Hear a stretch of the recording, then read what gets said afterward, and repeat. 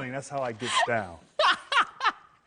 Yeah, very credible in the streets. I like your sweater, by the way. Let us know what you think about Grant or anything else using the hashtag Inside Stuff, and check out our extra stuff online at nba.com/inside stuff. Coming up next, it's madness. Shout out to the University of Michigan. The Buckeyes will win the national championship. I love the Dukies. I know they're going to make noise in the tournament. UNC's going to the top. I mean, there's no question about it.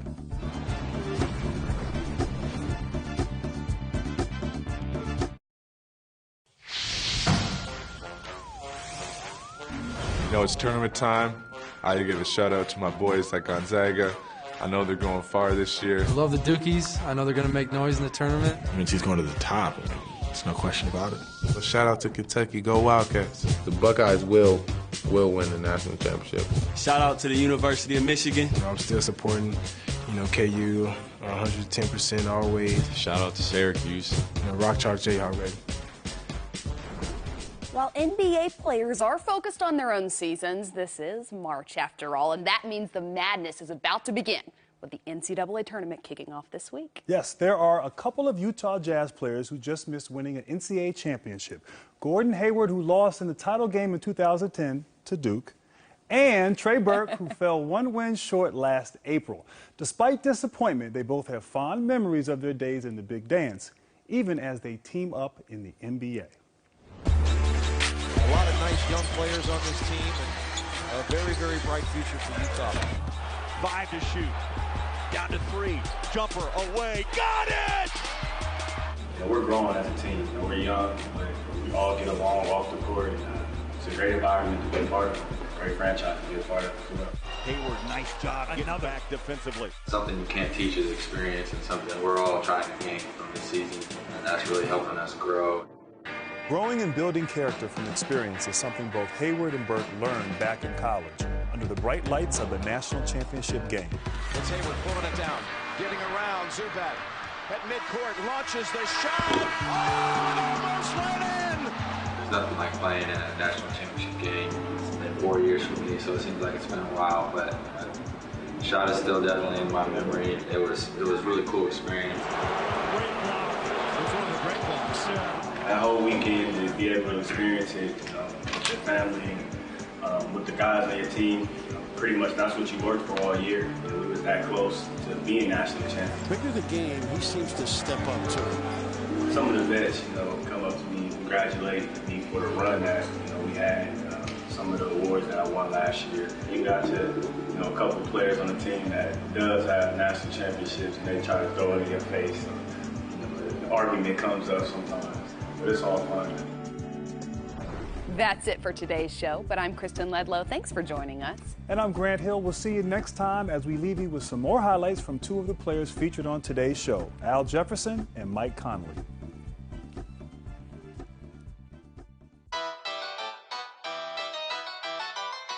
Mike Conley, very underrated, very crafty, has every shot in the book. He can shoot the three, can shoot the pull-up, has the floaters, he's right-handed, he's left-handed. Very, very quick, smart on pick and rolls with a good defender, and he doesn't get enough credit. Conley on the attack, a scoop and a score.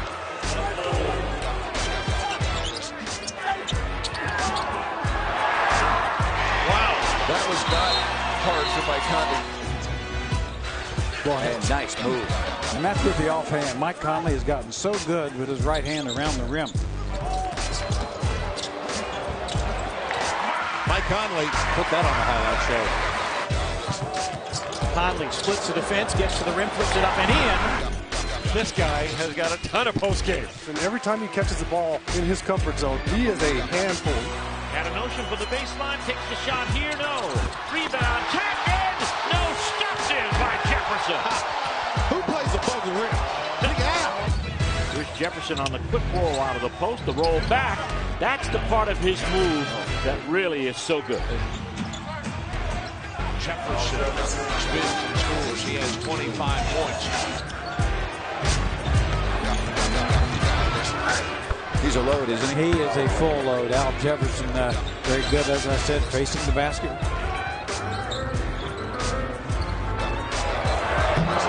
I just see that?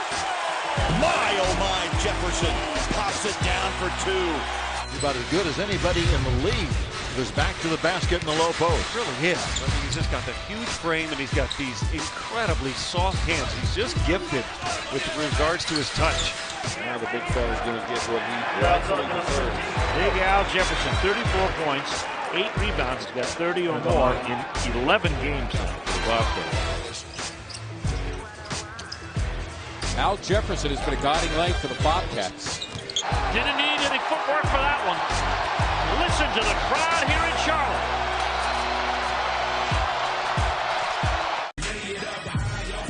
That's game. That's game. NBA 2K14 sponsors the NBA on BT Sports.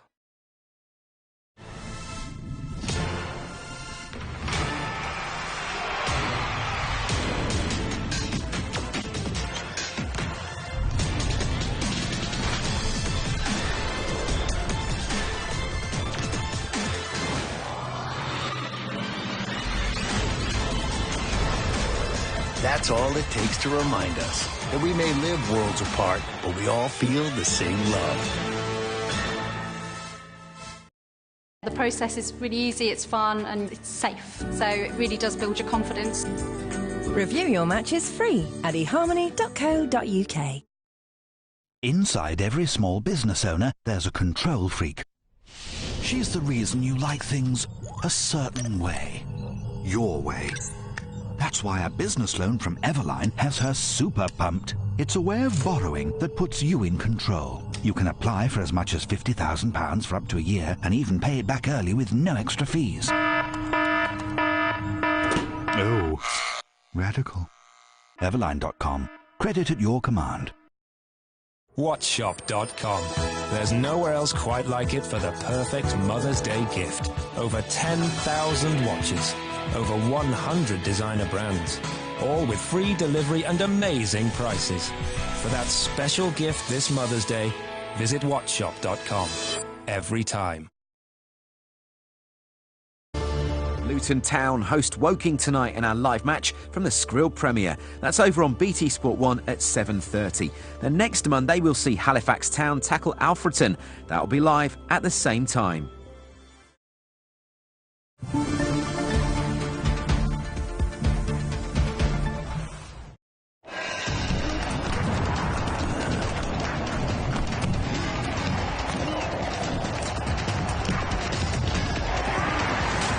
Welcome to our Copa Libertadores special with the group stage of the most important competition in South America.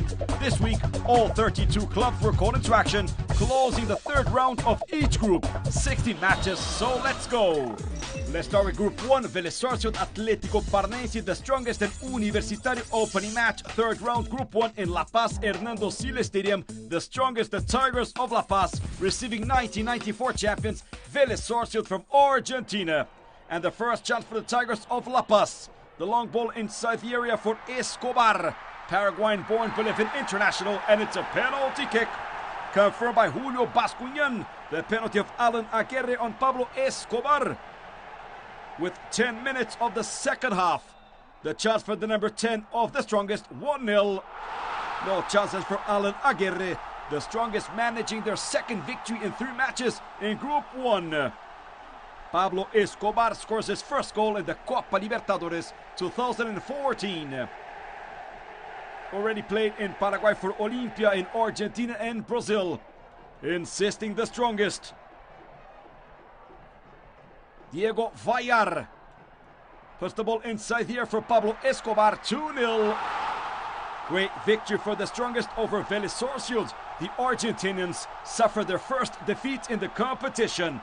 6 points for the strongest, 6 points for Vélez Sarsfield in 3 matches. No chances for Alan Aguirre, and the 11 times Bolivian champions manage a great victory over the Argentinians. Final result, the strongest 2, Vélez Sarsfield 0. Now from La Paz we travel to Lima, Monumental Stadium, where Universitario received Atlético Paranaense from Brazil. Atlético runner-up of the Copa Libertadores of 2005. And the first chance for the Peruvians. The powerful strike of Paulo Diaz from outside the area. No danger for goalkeeper Weverton. Second half activity. Now the chance for Atlético, 22 minutes. the center from the right, and the own goal of Nestor Duarte. Atletico Paranaense won. You see the celebration of Ederson with Nathanael, and Atletico manages their second victory in 3 matches. 6 points in Group 1, scored 2 goals and suffered 2. The Hurricane from the city of Curitiba. Final result, Universitario suffered their 3rd defeat 0, Atletico 1. Now the standings of Group 1, the strongest, Vélez and Atletico 6 points, Universitario scoreless.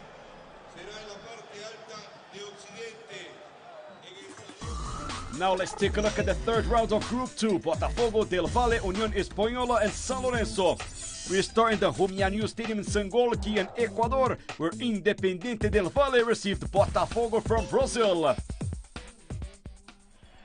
And the first opportunity for Independiente del Valle, the long ball for Christian Núñez, 1-0 for the Ecuadorians.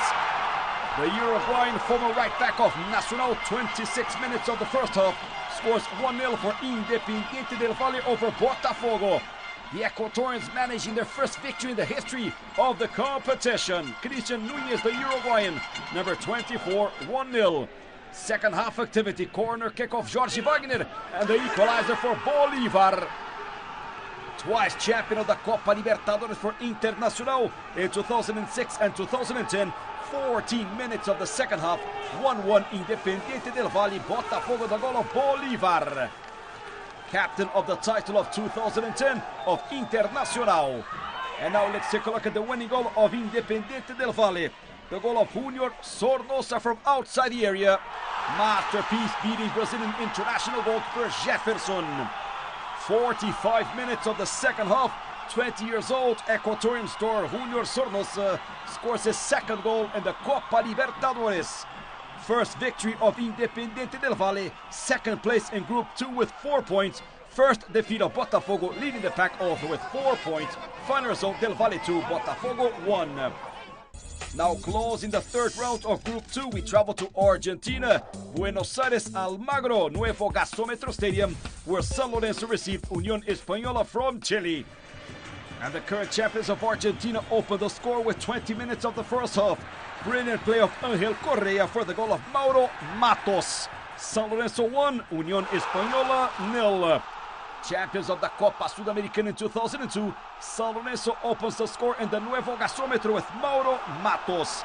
His first goal in the competition. Seeking to conquer their 2nd victory, San Lorenzo from Almagro, Argentina. The ball passes by Diego Sanchez. Unión Española still unbeaten in the Copa Libertadores de América in Group 2. Now 38 minutes of the second half, the goal of Gustavo Canales, the Argentinian. Former player of Universidad de Chile, the pass in the middle, and Gustavo Canales scores 1-1. Sebastian Jaime with the header, and Gustavo Canales, champion of the Copa Sudamericana in 2011 for UD Chile, 1-1 San Lorenzo, Unión Española. Española in last in the group with 3 ties in 3 matches. 1-1 final result of the referee Dario Ubriaco, San Lorenzo, Unión Española. Now the standings of Group 2 after 3 matches. Botafogo, Del Valle and San Lorenzo share the lead with 4 points. Unión Española 3, remembering only the 2 best teams advanced to the round of 16.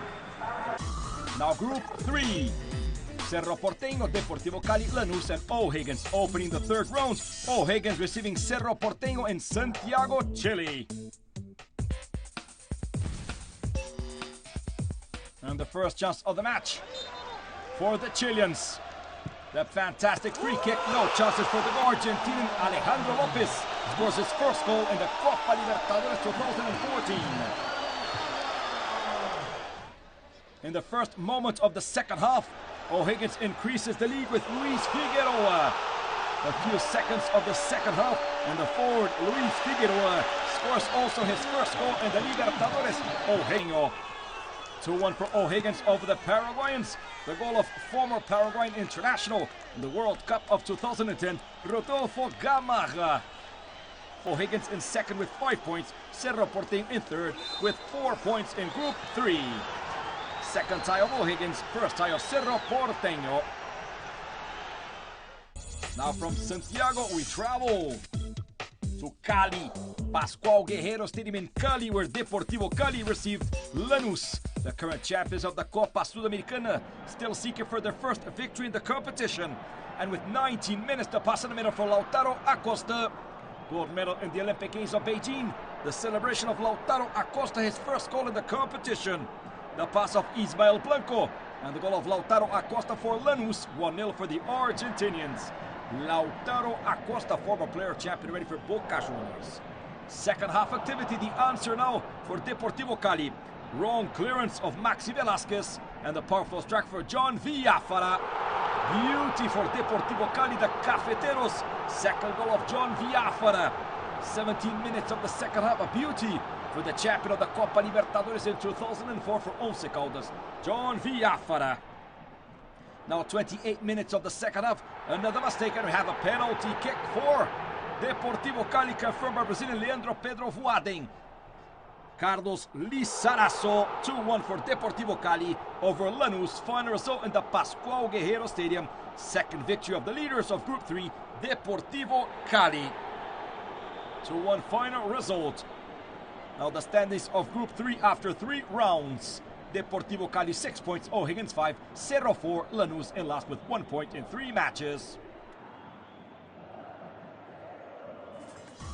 Group 4.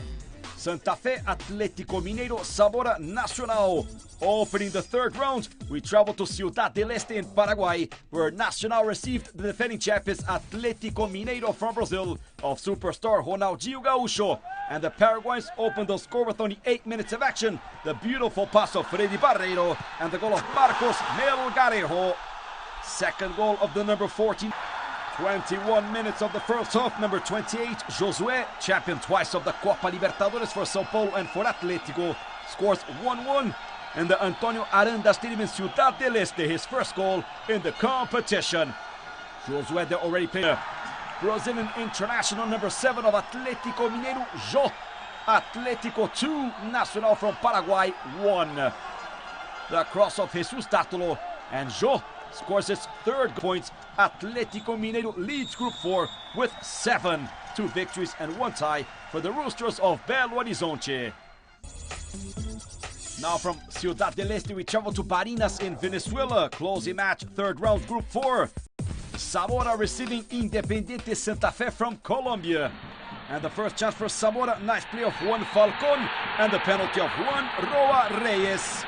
13 minutes of the second half, and it's a penalty kick for the Venezuelans of Zamora, seeking to conquer their first victory in the competition. Pedrito, 1-0 for the Venezuelans. Passing by Camilo Vargas, Pedrito, number 10, scores 1-0 for Zamora over Santa Fe. Santa Fe semi-finalist in the last edition of the Copa Libertadores, and we have 1-0 for Zamora. Now the wrong pass of the defense, and Colombian Jonathan Copete scores the equalizer. Copete, that played last season in Vélez Sarsfield, already played in Zamora in Venezuela, scores the equalizer. Jonathan Copete. 20 minutes of the second half, Copete scores his second goal in the Copa Libertadores. Jonathan Copete, number 19. But with 38 minutes of the second half, Zamora manages their winning goal with Juan Falcón from the entrance of the box. 38 minutes, Juan Falcón, number 11. First goal in the Copa Libertadores. First victory of Zamora. Second defeat of Independiente Santa Fe. Final result, Zamora 2, Santa Fe 1. Now the standings of Group 4 after 3 rounds. Atlético Mineiro 7, Nacional 4, Santa Fe and Zamora 3 points each. Sponsored by Bet365. Tonight, there's a double bill of live action from the Serie A here on BT Sport 2, starting with Torino's battle with Napoli at 6, and that's followed straight afterwards by a trip to the capital for Roma v Udinese, live at 8. Searching for a car can be such a carfuffle. Do the words headless and chicken spring to mind? Mark! Motors.co.uk have introduced a completely new way to search, letting you find cars by what matters to you, like budget, running costs, or any extras you want, and they're history checked for your peace of mind. There you go. The twins will love it. Find cars without the kerfuffle at motors.co.uk. When your van is a joke and it's gone up in smoke, that's a drama. There's no need to make do. You can drive something new. Vanarama. They've got choice, such a lot of choice. You'll find just what you're after. So call a click today, call a click today. And try out Vanarama. With deals like this new VW Transporter for £189 a month, everyone's singing our praises. Vanarama. Sponsored by Bet365.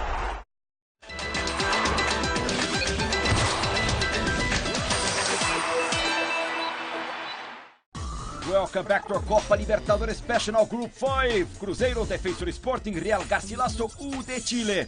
We start in Montevideo, Luiz Franzini Stadium, where Defensor Sporting received the Brazilian champions of Cruzeiro.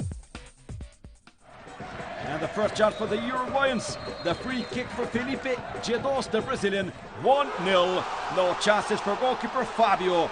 18 minutes of the second half, and Gedos, the Brazilian player, scores 1-0 for the Uruguayans.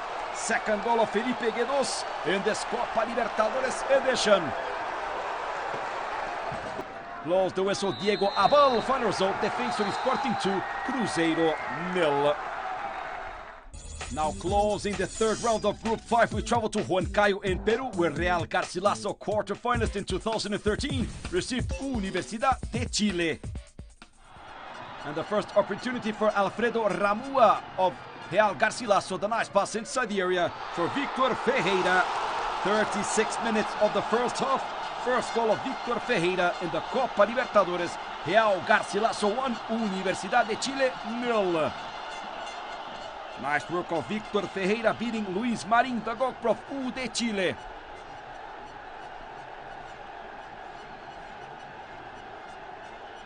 Now 39 minutes of this first half, the equalizer for Ramon Fernandez. Brilliant free kick for the Chilean side. Second goal of Ramon Fernandez in the competition. No chances for Diego Carranza, the Argentinian keeper of Real Garcilaso.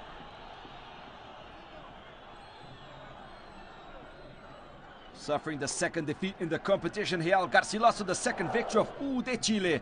Second half, and we have the winning goal for the Chilean side, Enzo Gutierrez.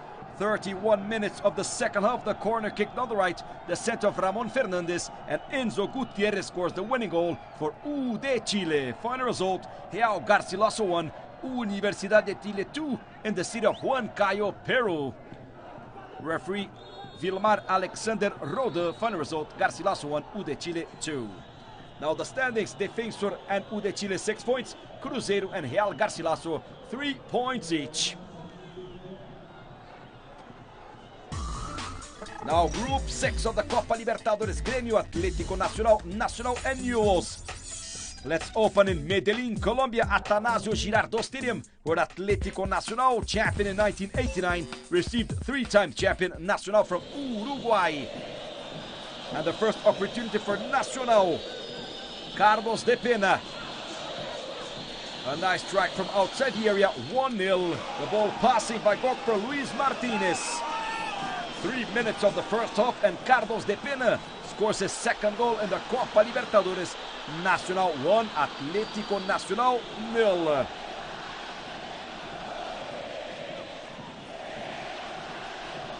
Second goal of Carlos de Pena, number 16 of Nacional from Uruguay.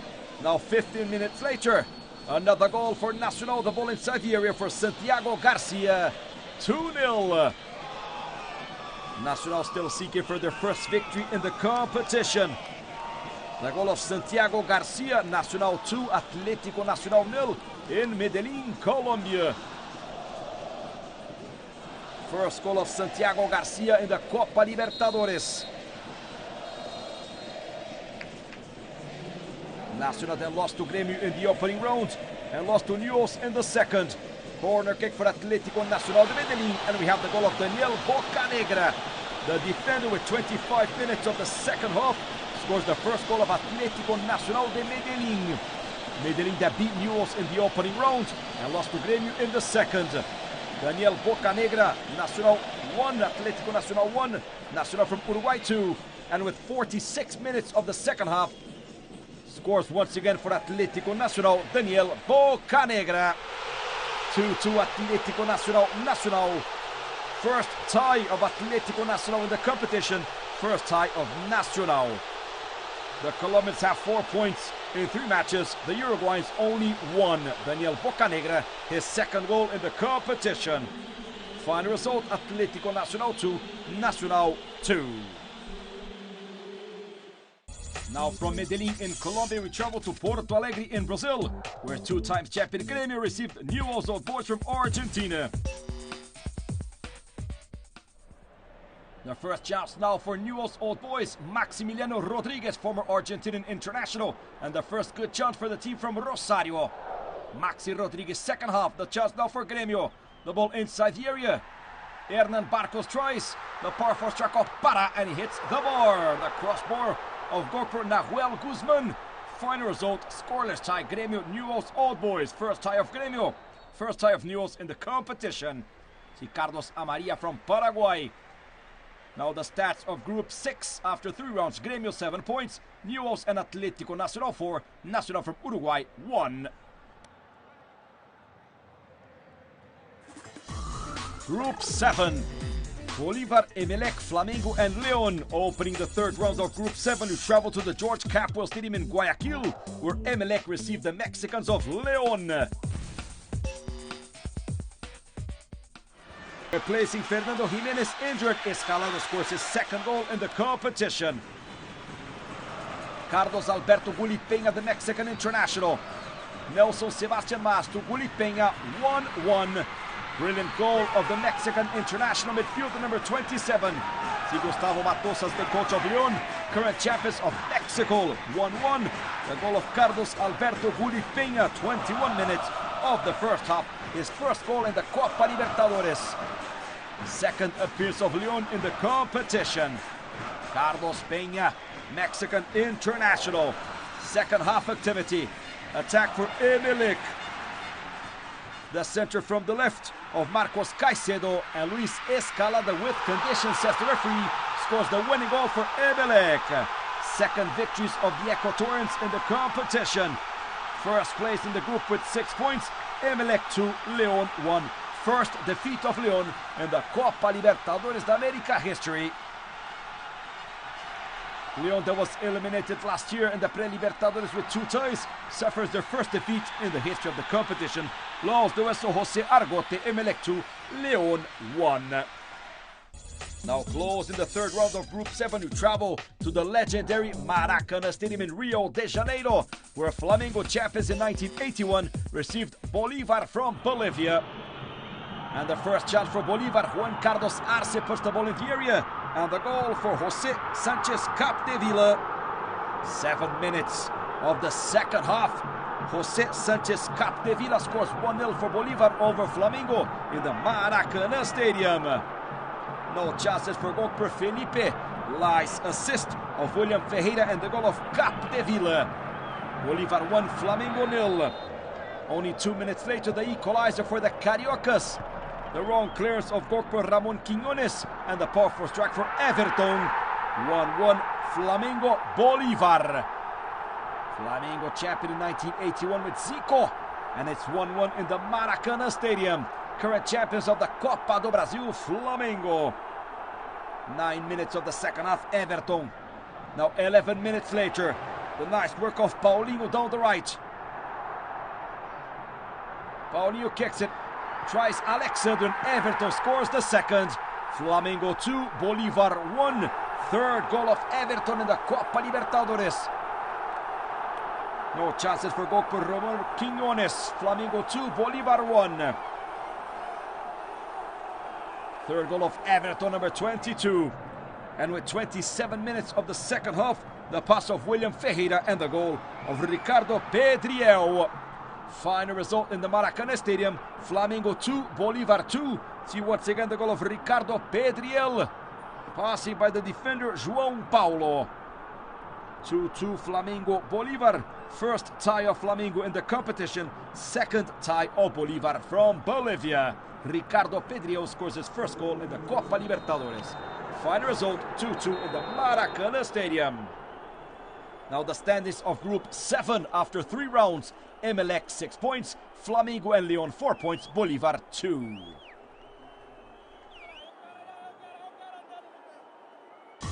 Now Group 8, closing the groups of this Copa Libertadores. Arsenal, Anzoátegui, Peñarol and Santos Laguna. We travel to Puerto La Cruz in Venezuela, where Deportivo Anzoátegui received Santos Laguna from Mexico. General Anzoátegui Stadium in Puerto La Cruz. And the opening goal for Santos Laguna, the pass of Carlos Darwin Quintero. Of Javier Orozco and the goal of Oribe Peralta. Second goal of the Mexican international Oribe Peralta in the Copa Libertadores. The nice pass of Javier Orozco and the goal of Oribe Peralta. Hero of the Olympic Games of Mexico, Oribe Peralta, 1-0 for Santos Laguna. And now we have the chance, 26 minutes of the second half. The equalizer for Manuel Arteaga. 1-1 Deportivo Anzoátegui, Santos Laguna. Second tie of Anzoátegui in the competition. First of Santos Laguna.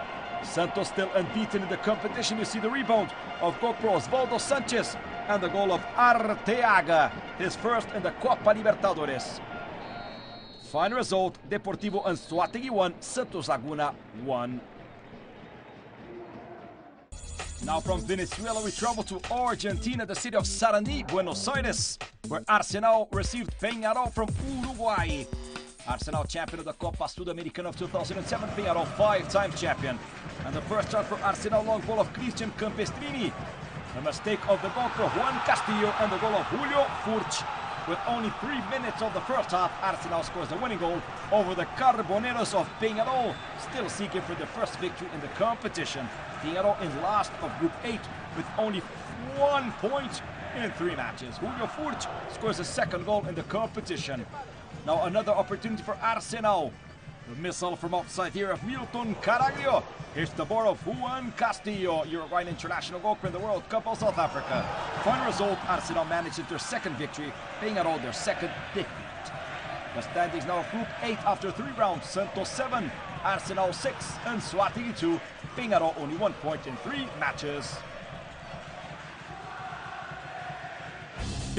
O de Chile Garcilaso, Nacional Atlético Nacional, Botafogo del Valle, Vélez the Strongest, Santa Fe Zamora, Santos Anzoátegui, Atlético Mineiro Nacional, Peñarol Arsenal, Bolívar Flamengo, Newell's Grêmio, León Emelec, Atlético Paranaense Universitário, Lanús Deportivo Cali, Cerro O'Higgins, Unión Espanhola São Lourenço, Cruzeiro, Defensor e Sporting. We'll be back next week with other 60 matches, round 4 group stage of the Copa Libertadores 2014, 55th edition of the most important competition in South America. See you then.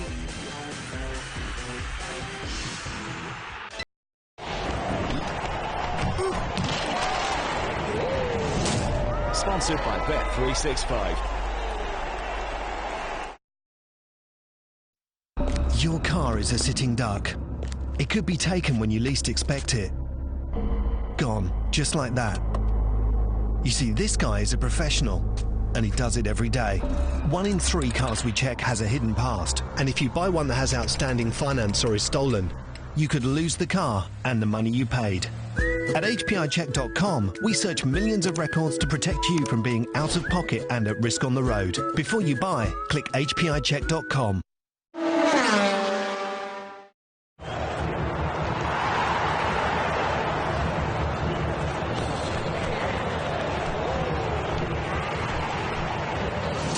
Sponsored by Bet365.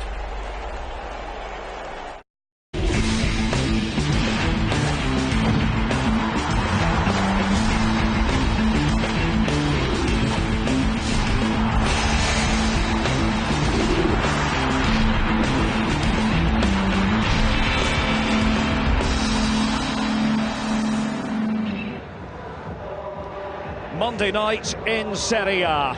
Two highly significant games on the fixture list this evening that will affect what is becoming a fierce battle for second place and by extension an automatic slot in the UEFA Champions League next season. For starters, it is Torino in 10th against Napoli in 3rd on a perfect evening for football. Napoli know that with a win they will pull level on points with Roma, who play host to Udinese in the Eternal City a bit later. Hello from the Stadio Olimpico in Turin. Derek Ray with you here on BT Sport. And let's have a look at the two teams. First of all, for Torino, they have stunned everyone by leaving out their two-star performers, Ciro Immobile and Alessio Cerci, who have combined for 24 Serie A goals this season. Both begin on the bench. Paolo Barreto and Riccardo Meggiorini come in for only their 5th and 4th starts respectively this term. 7 changes in all from the side that went down 1-0 to Inter. Kamil Glik returns to anchor the Torino defence. After making 5 changes to the team for Thursday's 1-0 Europa League defeat against Porto, Napoli revert to the more customary Serie A 11. The one switch of note is at right back. Anthony Reveillère comes in for Christian Maggio, who had to undergo emergency surgery on a collapsed lung this past Friday. Jorginho is fit again after a bout of flu. There were whispers that Blerim Jemaili would replace an out-of-form Marek Hamsik, but nothing at all has come of that. Juventus, of course, the runaway leaders, and did enough against Genoa last night, a late Andrea Pirlo winner. But it is quite the tussle between Roma and Napoli for second place, and that's what we're focusing on this evening. Distance between Napoli and Fiorentina, the team in 4th. They were victorious at the weekend, and we're just about ready to go. It was a sensational day here in northern Italy. Bright sunshine, warm temperatures, a little bit cooler now, but still very pleasant indeed. Derek Ray with you. Great to have the pleasure of your company. And away they go. On recent form, you'd have to make Napoli favourites to win tonight. Torino have undone some of their excellent work from earlier this season by losing 3 on the trot without scoring in Serie A. First time that's happened since October 2008. Napoli's victory over Roma 8 days ago was slightly fortuitous. Sometimes a bit of luck is what is required. Early touch for Fauzi Goulam, who set up the only goal against Roma, scored by Jose Callejon. A bit of a lapse in concentration by the Napoli players. Let's see if Torino can take advantage. They try to get onto the front foot. Yasmin Kurtic was in the centre of midfield. Offside flag has gone up. And it fizzles out. Oh, looked promising enough. It was a close run thing. Not sure it should have been offside, as Barreto made the run.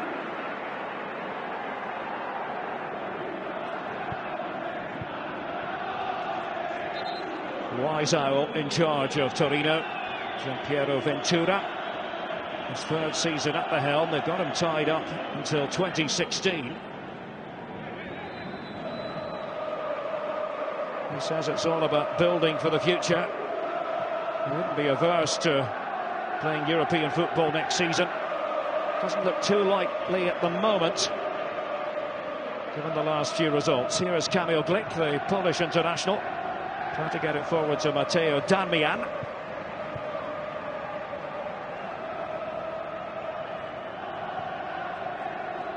Marek Hamsik over on that right-hand side. Jorginho coming into the move.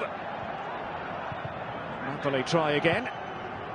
Gonzalo Higuain was lurking. 13 goals in 25 league matches in the current campaign. Federico Fernandez will be the recipient of the free kick. Meggiorini just tugging away at his shirt.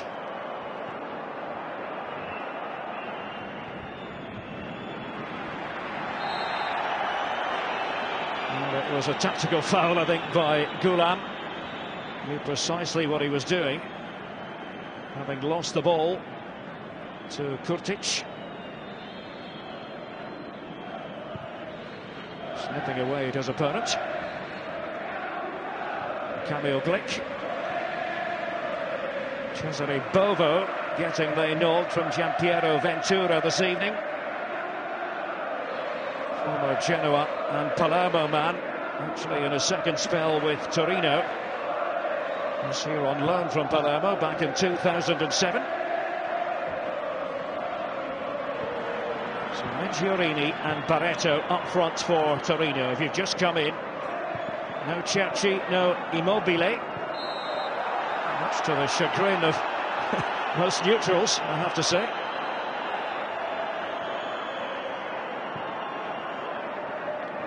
The free kick goes Napoli's way. Gökhan Inler sent flying. Just run through the two teams for you again. Hamsik prodding it out to Callejon. He's been an excellent acquisition, Jose Callejon. He's got into double figures in terms of league goals. Dries Mertens. Very effective play by the Belgian, the former PSV Eindhoven man. Callejon taking a swing at it. Callejon's pass. Not too much on it for Gonzalo Higuain. Pipita, as they call him. And Callejon knows where the goal is against Roma, certainly. Also did the business in the recent cup meeting of the two.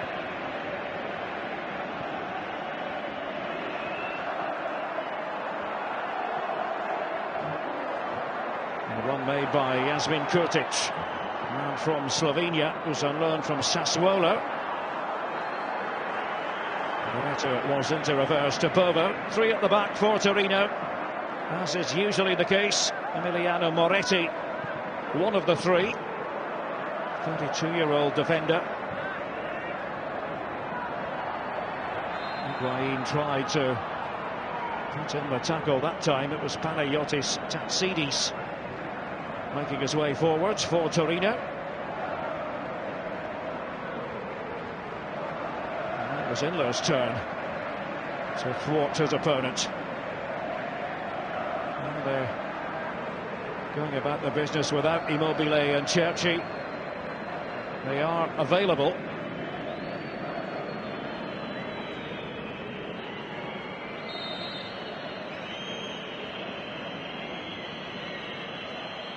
What do Torino have in store for Napoli? Well, the defenders pushed up. Moretti was one of the men charging through.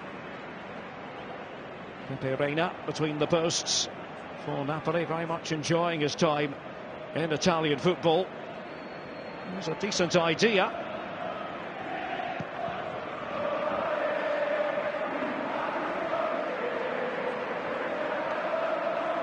Six minutes gone. Torino 0, Napoli 0. And the referee didn't hang around. Yellow card, says Daniele Doveri. And Kurtic wanted an explanation. Bovo was in there beside him. This is what happened. Tackle by Bovo on Mertens. Cesare Bovo going into the book.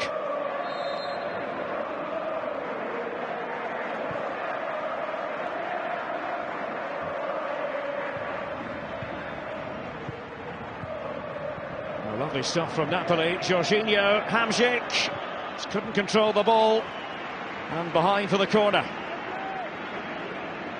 Fluency there from the Vesuviani.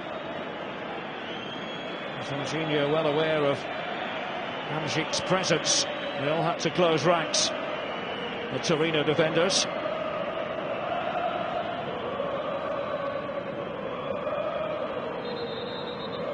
Daniele Doveri not happy about something. Inside that 6-yard box. Nikola Maksimovic together with Marek Hamsik.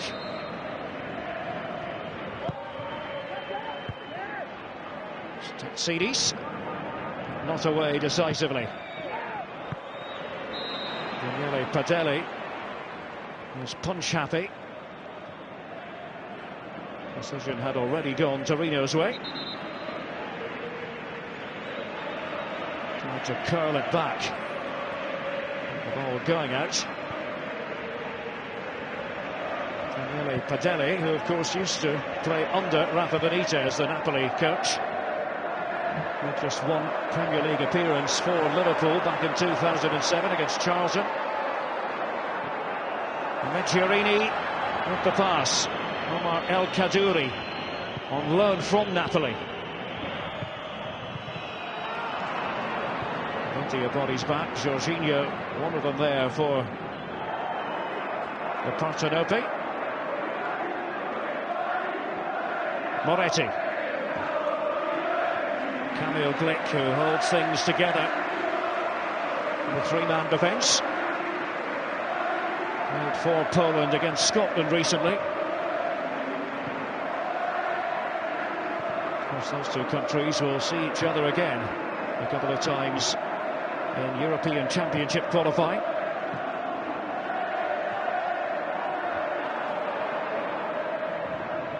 Interesting that Torino favour three at the back. It used to be the Napoli way under Walter Mazzarri.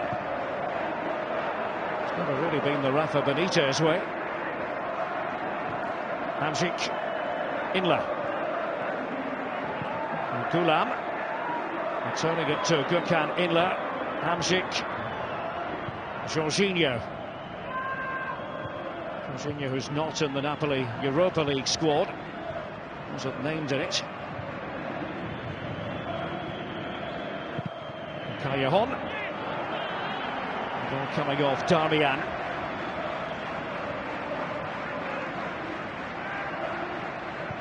Marek Hamsik keeping his place.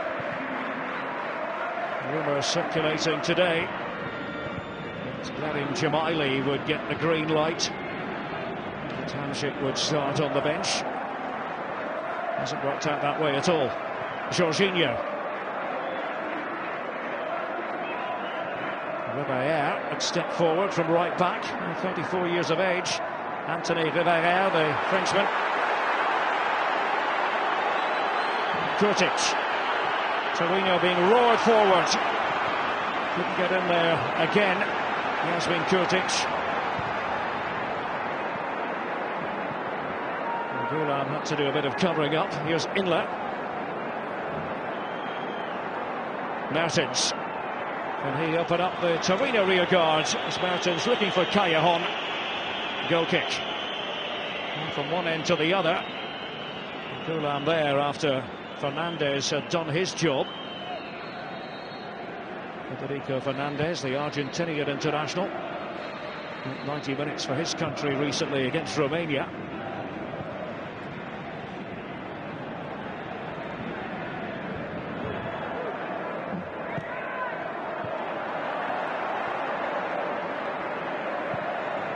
Meggiorini trying to lead the line for Torino. This is Hamsik for Napoli.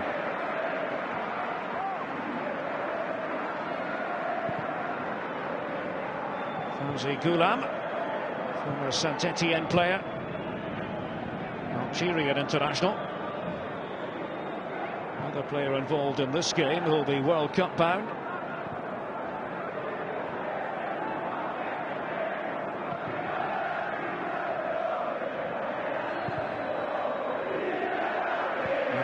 Happy to keep possession. Albiol playing alongside Federico Fernandes.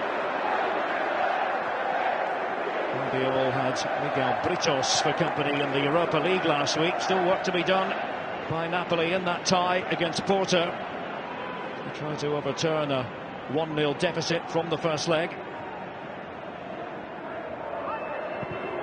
Napoli amongst the favourites to lift the trophy.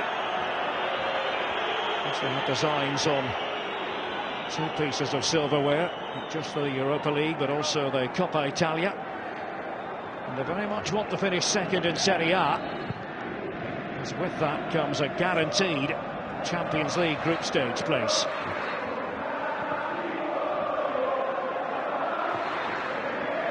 Well, the talk amongst the Torino supporters a few weeks ago had to do with European football next term.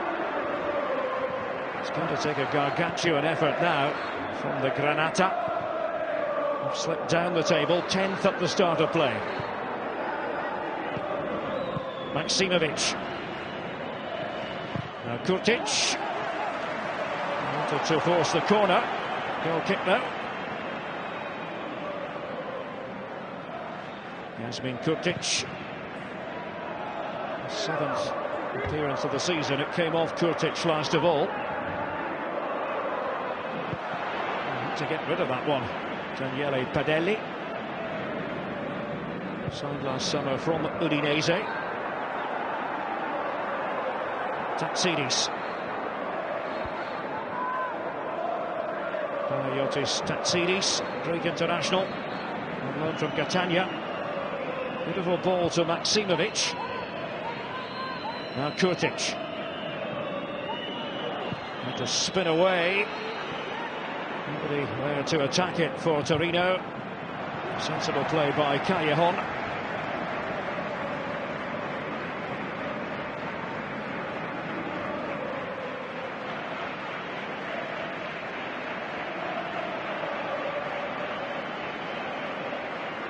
Reina, very much a Rafa Benitez favourite.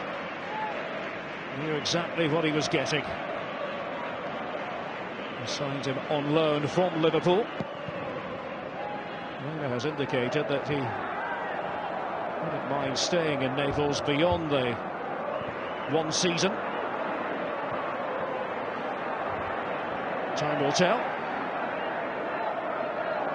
Almost a quarter of an hour gone. It's the first part of what is a Monday night double-header in Serie A. We'll be able to see Roma against Udinese later here on BT Sport 2. It's trapped by Mertens. Struggled to keep his balance. Hamsik. It's confident work. Jorginho, nobody in the vicinity. And there's Nikola Maksimovic, the Serbian international. On loan from Red Star Belgrade. Torino will have the option to make him their player come the summer. Tatsidis, and then again Inler together with Tatsidis. As Napoli go on the offensive, and Higuain almost got there. Padelli was first to it. Threaded passes. Seen a lot of that from Callejon and company.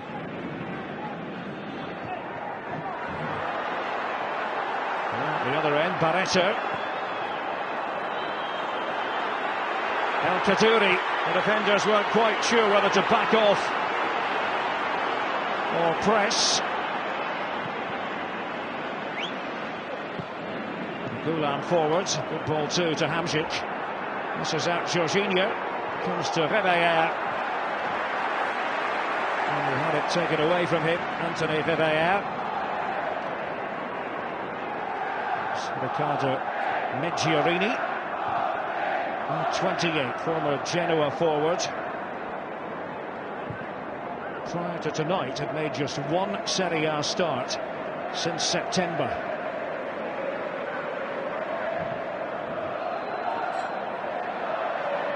And getting on top of Kurtic.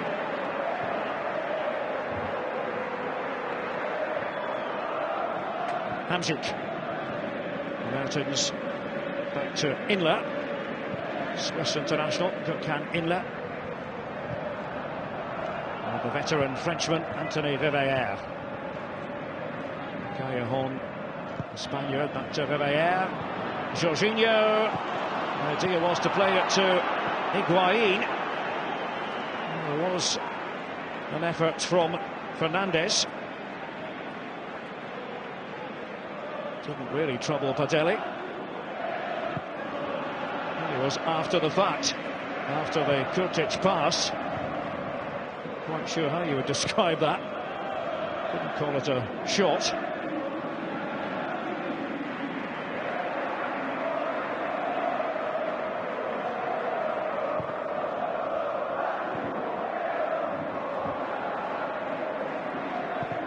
Napoli through to what will be their 9th Coppa Italia final.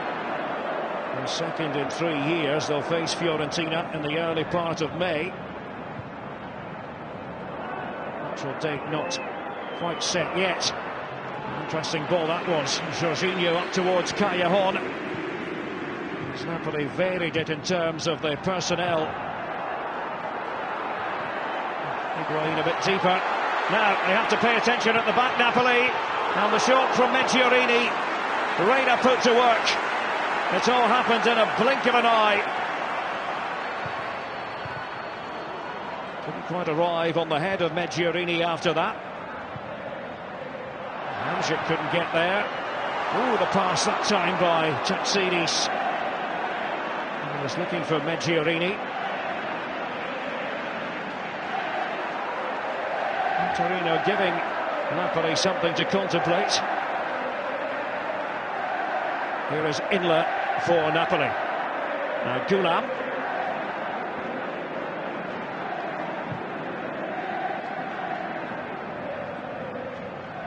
Marek Hamsik. Higuain. Glick was with him. And it's Glick with a header. He's flicking it away. And the pass by Mertens. Almost able to open up the Torino defence. Not quite though.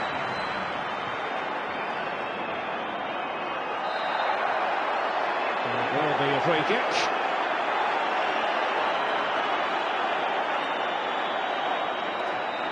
Daniele Doveri right up with play. Inler on Barreto. Meggiorini gave it a lash. Reina was alert.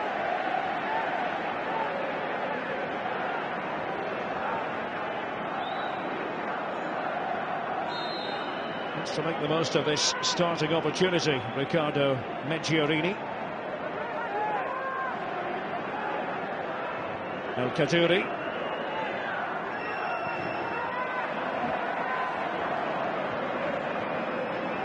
Napoli won this fixture last season by 5 goals to 3. There's a hat-trick from Blerim Jemaili. Edinson Cavani netted a brace.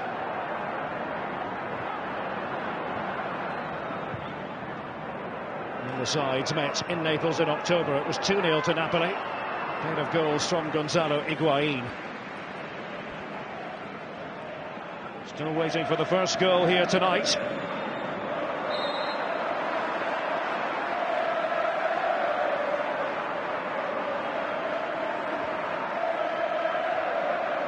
And Gulam it was who took the fall. Kurtic hurtling into him.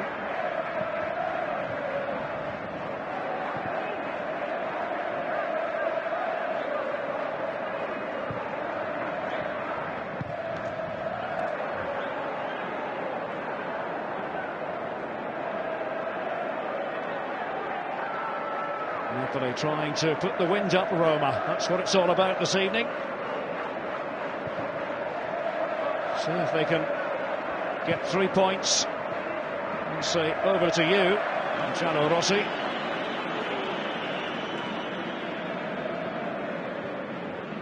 I said earlier in the Napoli-Roma game last week, you could make a strong case that Roma were the better side for much of the match, certainly the first half. Napoli were opportunistic.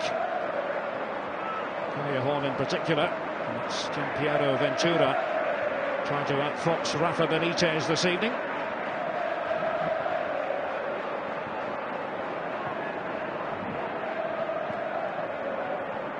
Dries Mertens. To get into his stride. Here's Marek Hamsik. Oops. Trying to get it to dip and bend.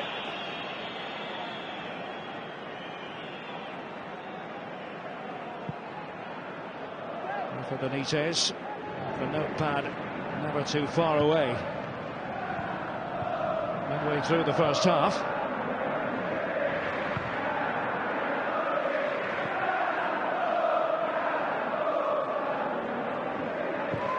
Bovo's pass for Torino.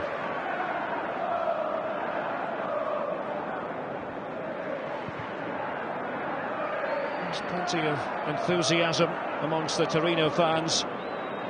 Until a few weeks ago, the bubble has burst.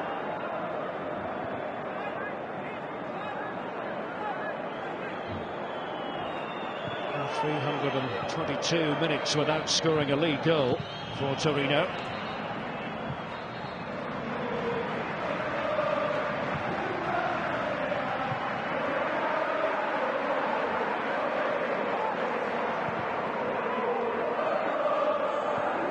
Reminder that there is Barclays Premier League football for you to look forward to this weekend on BT Sport 1, Saturday from midday, and it's a cracker. Chelsea against Arsenal, not to be missed.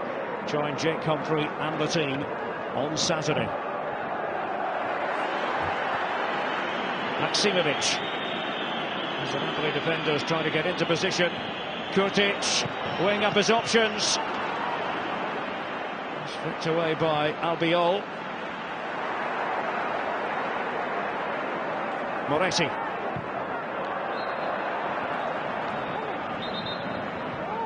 Too fierce that pass from Emiliano Moretti. Darmian off to the left.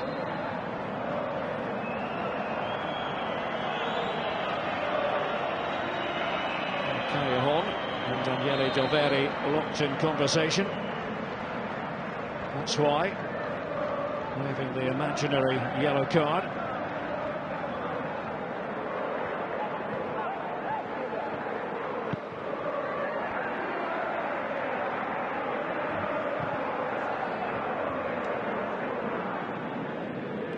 Cesare Bovo.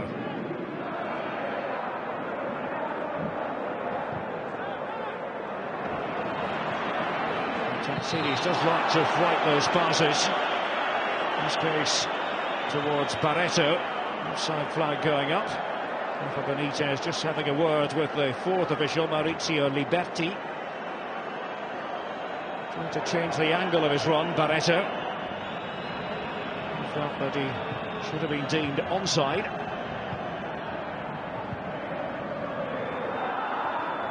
Gökhan Inler for Napoli.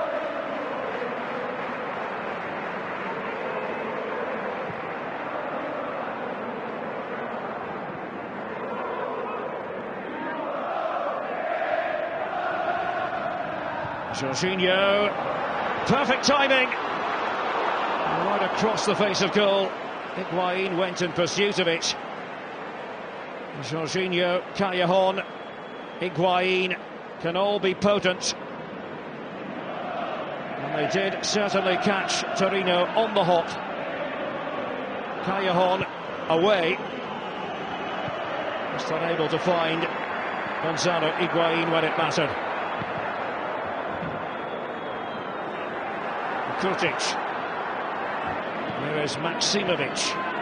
His 10th start of the season, 13th appearance of the campaign in Serie A. A misstep by Imler. Now then, more free kick. Maksimovic once more. Tatsides. There's Moretti.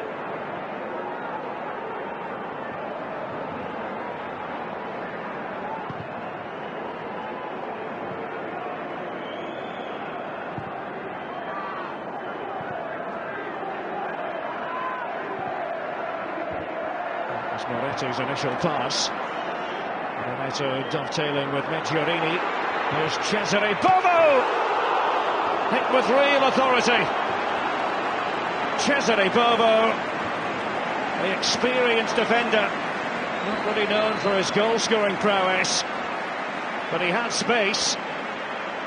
He had a bit of time, and he thought to himself, well, I might as well make sure Pepe Reina is concentrating. Just curling away. And clipping the woodwork.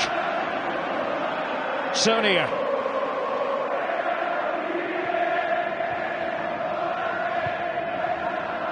And encouragement for the Torino supporters. The diehards in the Curva Maratona, the marathon curve as it's known. Barreto did well. No wrongdoing. It's Kaduri who hit the ground. Riviere here for Napoli, and now Callejon. Jorginho. Raul Albiol, former Real Madrid defender, his former Valencia defender. Under his Valencia debut by, you've guessed it, Rafa Benitez. Back in 2003.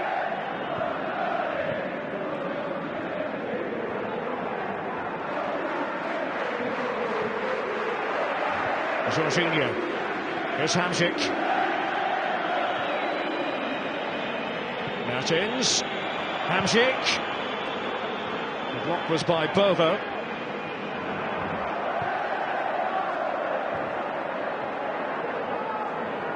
Federico Fernandez used to play his club football for Estudiantes, the La Plata club in Argentina.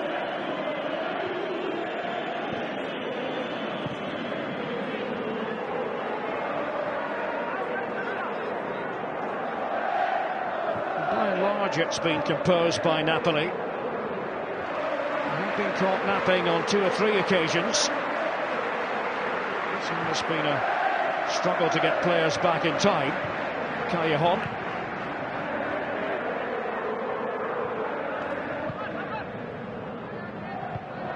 This is more the Benitez approach. They tried to keep possession in comparison with what we saw from Napoli under Walter Mazzarri.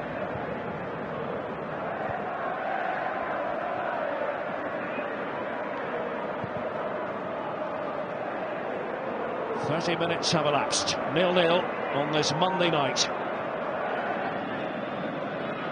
2 games on the card this evening. It'll be Roma against Udinese later.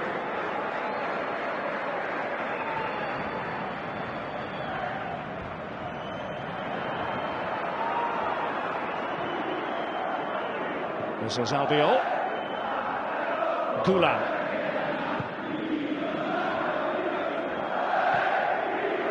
Albiol. Coming off Camille Glick. He's been playing his football here in Italy since 2010. And Palermo, Bari, and then Torino.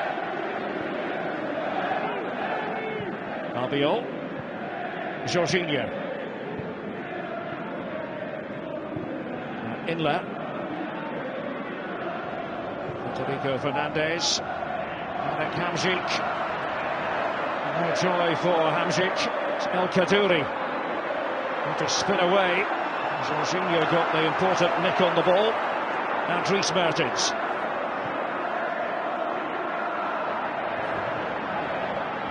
Marek Hamsik. Lukan Inler. It's taken a deflection of Camille Glick.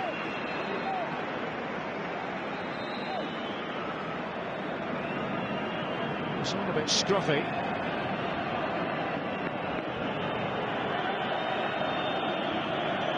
Callejon in position to take this.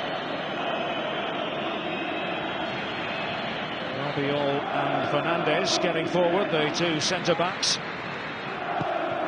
Callejon with the outswinger. It's Moretti who got his head to it for Torino. And now the counter-attack might be on. It has been Kurtic being forced wide. And that's what Riviere wanted to do, using all his experience. Anthony Riviere. Trainer who has it for Napoli. There it ends for Torino, just when it looked as though they might have a sniff of something. Napoli perhaps having overcommitted at the set piece.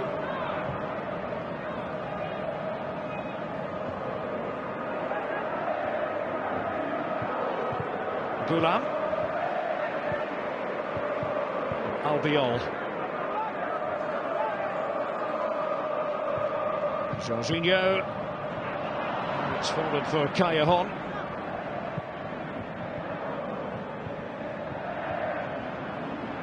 Jorginho.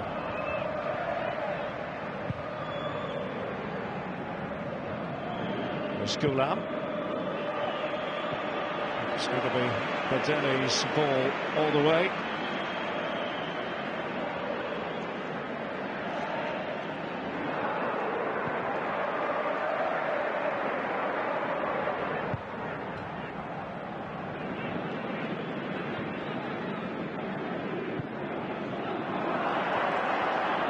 Give it away a bit cheaply. Goulam. Inler. Never had it on the target.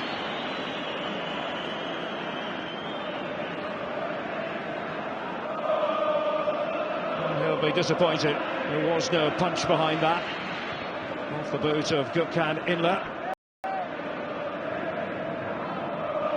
If you're a Napoli supporter, you'll want to know that the Vesuviani will be in action again on Sunday. We'll see that game on ESPN against Fiorentina from 5:30. El Kaddouri trying to discomfit Rivière. Poor ball though from Omar El Kaddouri, Belgian-born, that qualifies for Morocco. He's on loan from Napoli. Has been a lot of talk about Torino purchasing the contract of El Kaddouri.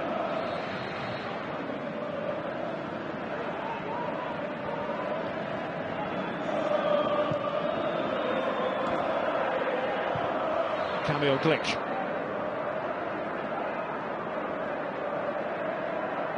A little bit more than 10 minutes remaining in the first half.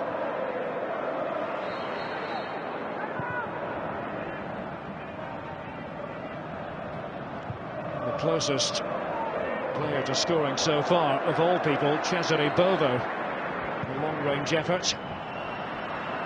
Skimmed the woodwork. Here's Barreto, shuffle of feet. Taxidi's taking charge against Jorginho, and the outcome is a corner to Torino.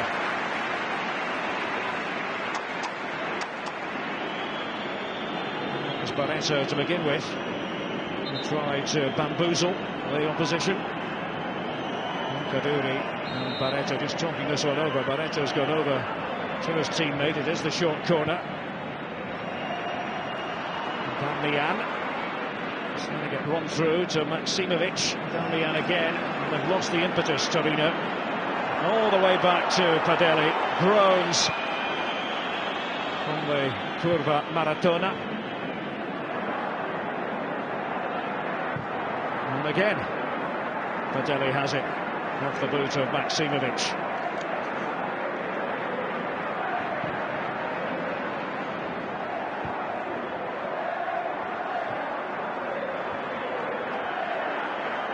Moretti. Darmian was looking for El Kaddouri. Fernandez sliding across. And another corner here to Torino. Little swirl of energy from the Granata.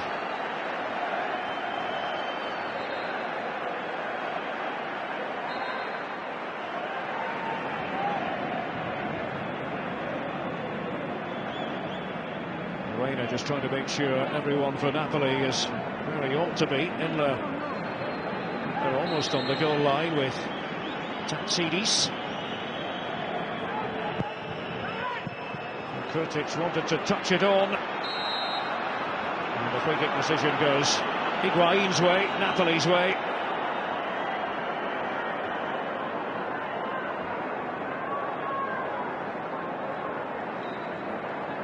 He's quite clever about that, Higuain. Almost inducing the contact from Darmian. Just got away with it. Jorginho, this is Goulam.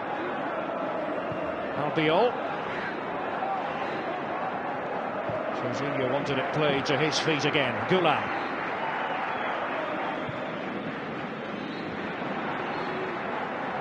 Albiol. Maroon barrier is in place.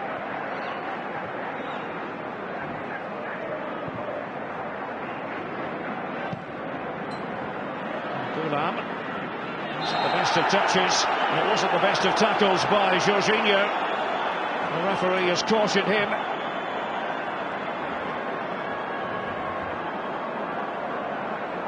Immediately under pressure. Jorginho, the Brazilian, has been brought to book. That's why. Tackle on Kurtic. Wasn't particularly subtle. No hesitation at all from Daniele Doveri, referee from Rome.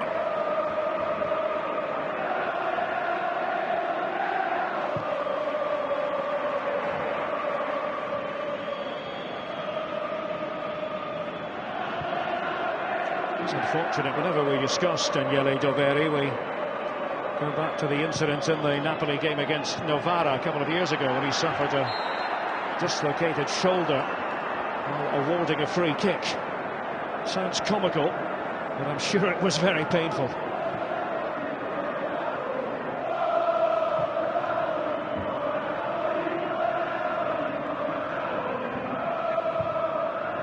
Endler's pass. Hamzik. Callejon. Endler just thwarting Taxidis. Barretta with a header on. Goulam's there to tidy up, and back with Pepe Reina.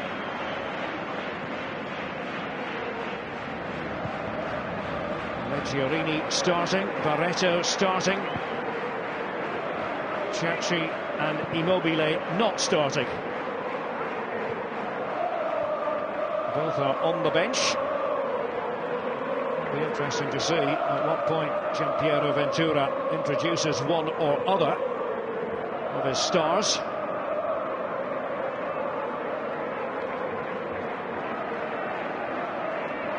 It's a blank score sheet. Defence is by and large on top. Reveille.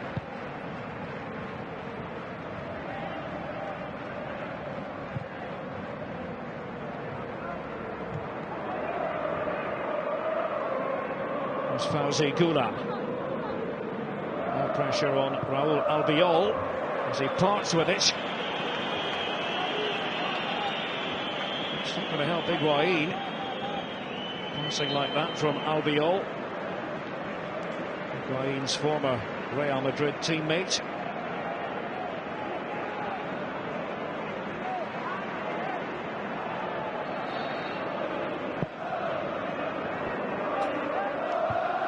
That's the Benitez shape. 4-2-3-1. Goulam the left back in this system. The two men who sit in front of the back four, very important. Solving problems as well as initiating attacks. In theory, you have a front four when things are going well in an attacking sense.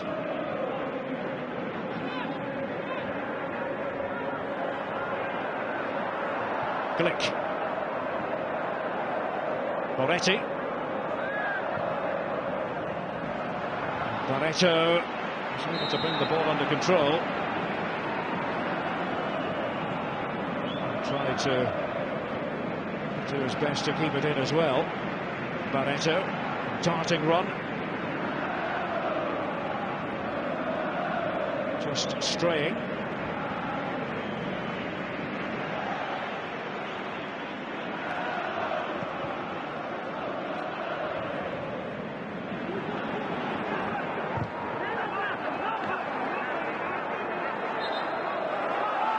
Benitez appealing with his players.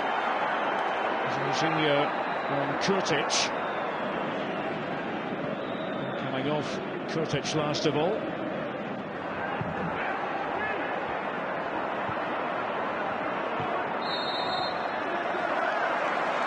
Albiol this time jousting with Mecciorini. Napoli's turn to complain.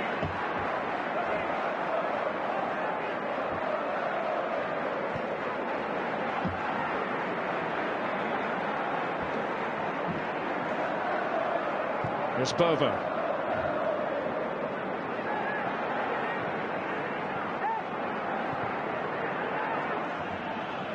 Torino, who haven't scored in Serie A for exactly a month, 17th of February against Hellas Verona. Fourth goal in that game from Omar El Kaddouri. Here we are now on the 17th of March. Desperate for the drought to end. Mertens beating Maksimovic. Couldn't beat Glick though. But strongly into the challenge, Kamil Glick. Trying to turn defence into attack. Kurtic. And the important block by Inle. Insufficient imagination from Torino. Napoli, under Rafa Benitez, always a tough nut to crack.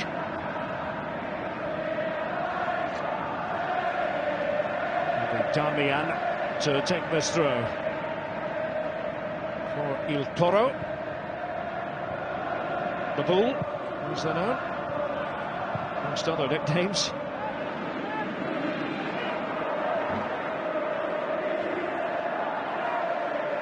And Bovo. Slowing it right down. Plays it in speculatively. Higuain. Haven't seen much from Gonzalo Higuain in this first half. And the whistle has gone, and it will be a free kick. Decision going against Damian. You can see them talking it over. Callejon and Inle not really going to plan for Napoli in this first half. Callejon, the recipient of the free kick. Urbano Cairo, the centre of your picture, is the president of Torino. And it's half-time here at the Olimpico. Very few chances really to speak of. The best of them falling the way of Cesare Bovo. But it was self-made from miles out. Managed to clip the woodwork with his shot. It was swinging that little bit wide. But Napoli know if they want to pull level on points with Roma, they're going to have to up their game. At the interval here in Turin, it is Torino 0, Napoli 0.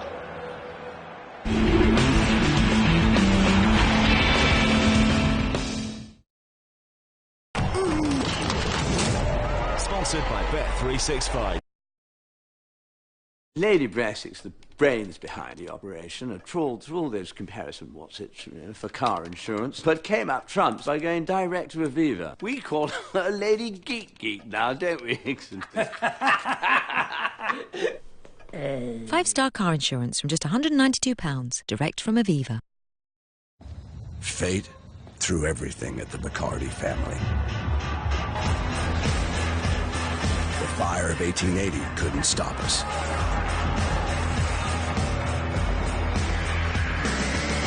Nor could a series of earthquakes.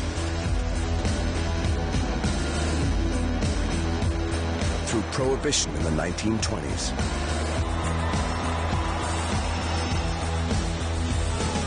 The Cuban Revolution in the 50s.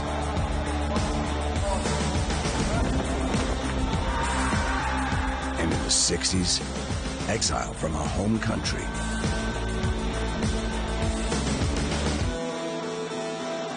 The Bacardi family didn't just survive, we thrived. Because true passion can't be tamed. Bacardi, untamable since 1862.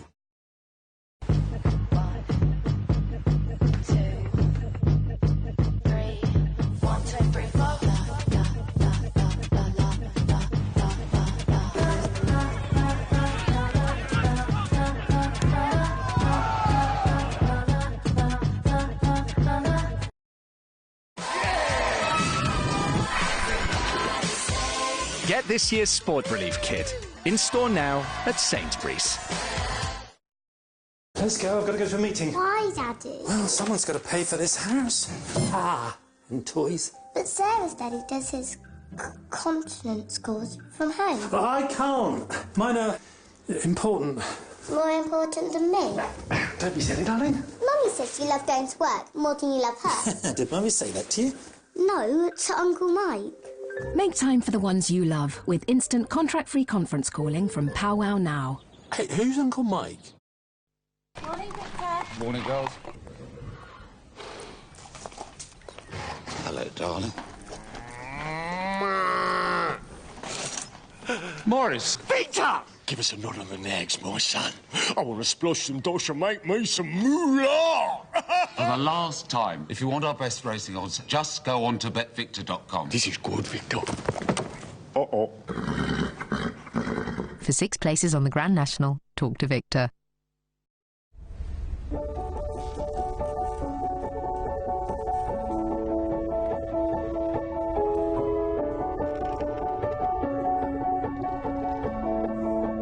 The creaminess of a brie and the richness of a blue in perfect balance. Creamy Blue by Castello.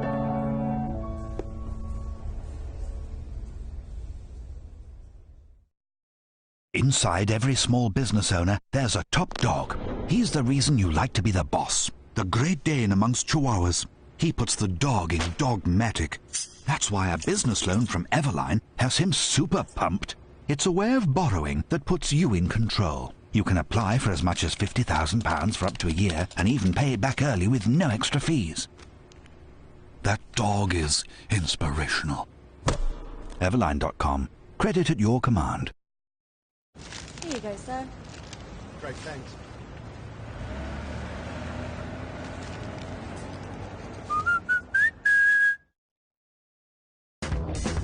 What a week of sport, especially when Chelsea and Arsenal are at it in the Barclays Premier League. Plus, the WTA Tour hits Miami. The Europa League quarter-finals are up for grabs. That's unbelievable! Sarri's Queens at Wembley is just one of 4 Aviva Premiership matches. Bang! The MLB season gets underway down under and get revved up for the first MotoGP race of the season. All this live on BT Sport and ESPN. Sponsored by Bet365.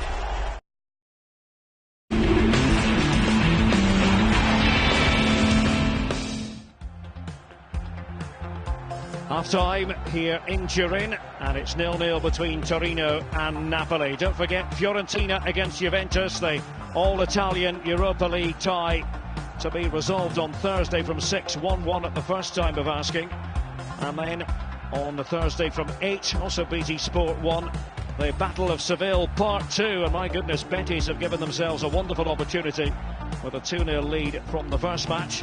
It's Thursday from 8 on BT Sport 1, and we should also point you in the direction of Salzburg against Basel on ESPN this Thursday from 8, 0-0 in the first leg, played in Switzerland. They will go to Austria for the decisive second leg. They're all round of 16 ties in the Europa League.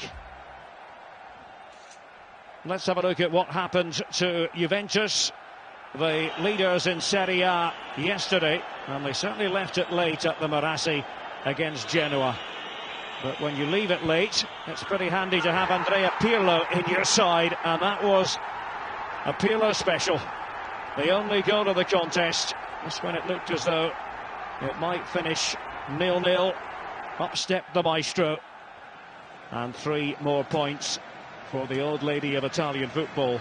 Fiorentina trying to stay in touch with Napoli, hoping that they might get third. Fiorentina, Juan Cuadrado putting them on the way against Chievo. Superb goal by the Colombian.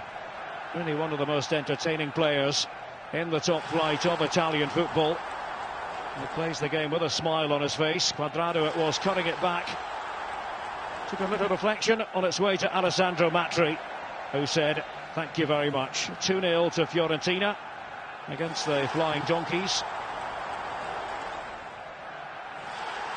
If Chievo were to plot a route back into the game, Roberto Paloschi on 63 minutes, reducing the arrears. Took his goal very well. An alarming chasm in the Fiorentina defence. And there was Paloschi to profit. So it was hanging in the balance until right at the death. There was Mario Gomez, a fit again Mario Gomez, to steer at home. 3 goals, 3 points for Fiorentina. The Viola prevailing in that game. There's 7 points the difference between Napoli and Fiorentina at the start of play tonight. 3-1 the final score in Florence.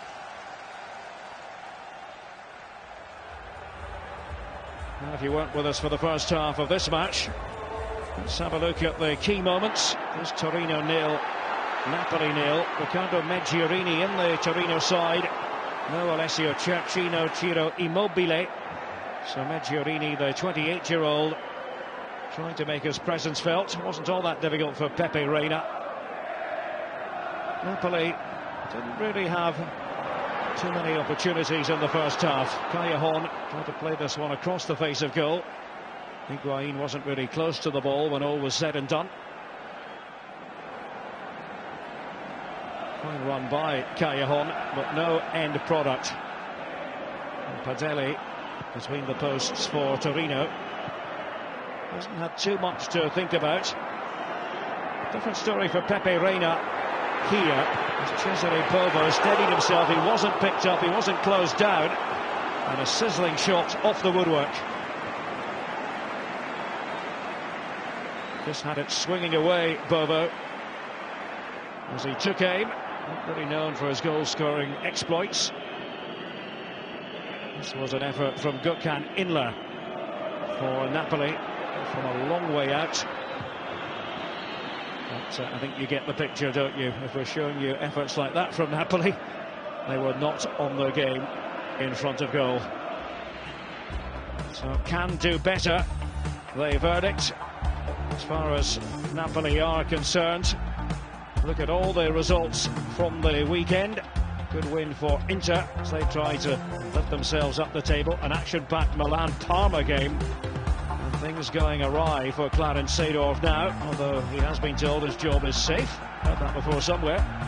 Fiorentina, as we saw, beating Chievo, and Juventus doing just enough against Genoa. Later, it'll be Roma against Udinese, and you'll see that match with us here on BT Sport 2 after we're finished in Turin. What will the second half have in store for us? No goals at the end of 45 minutes. Rejoin us here on BT Sport.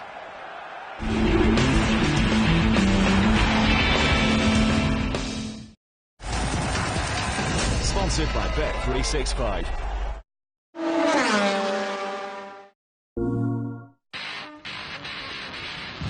This is for the players. This is for the rule breakers.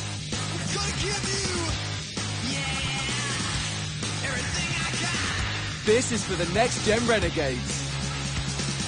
Touch me, I'm sick. This is Infamous Second Son.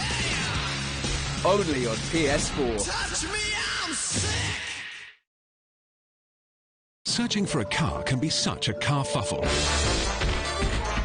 Do the words headless and chicken spring to mind? Mark! Motors.co.uk have introduced a completely new way to search, letting you find cars by what matters to you, like budget, running costs, or any extras you want. And they're history checked for your peace of mind. There you go. The twins will love it. Find cars without the carfuffle at motors.co.uk.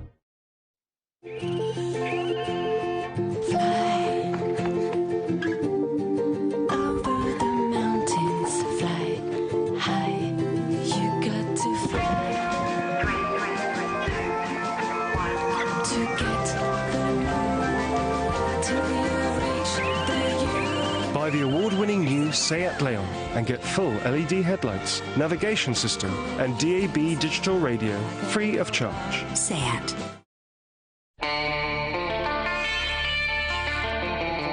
Lads, Father, we need some excitement. Can you do anything for us?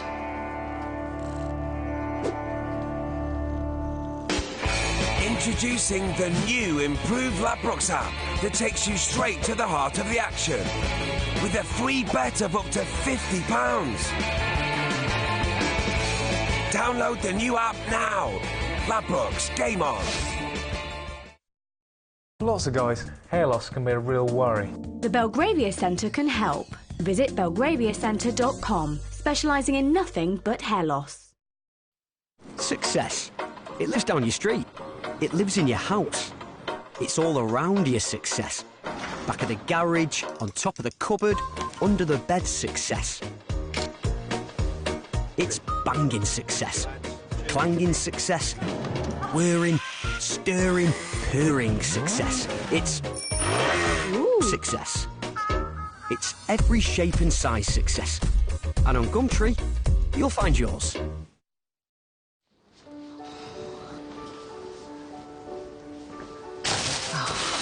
I've really missed this. Ever had a moment when you realise just how much you care about the things you own? Right, where shall we start? At More Than, we understand you want to know the things you love are covered. That's why we've introduced a new way to buy home insurance. We start by asking you how much you want to pay. And together, we'll help build the perfect cover for you. Thank you for talking me through everything. No problem. Happy to help. More Than, where you mean more.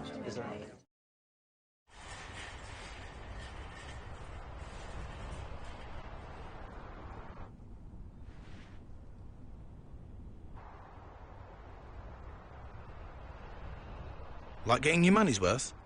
Try the 99p cheeseburger, part of the Saver menu. Did you know Yellowstone National Park lies on top of an active volcano? This bear has absolutely no idea.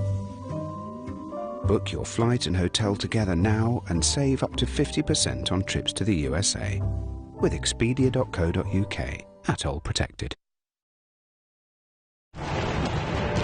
Sponsored by Bet365.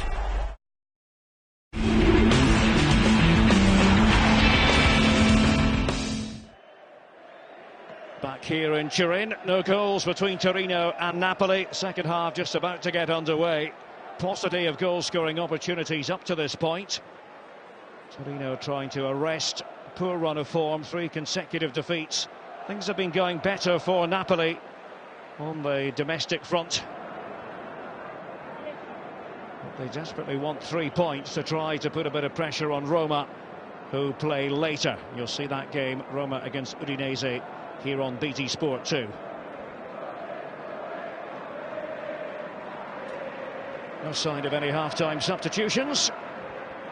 Daniele Doveri, the referee from the capital, sounds the second half into action.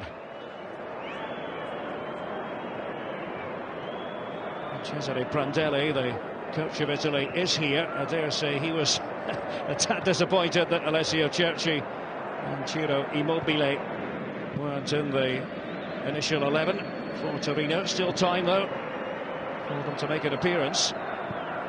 Not as though Medjurini and Barreto have performed badly, though.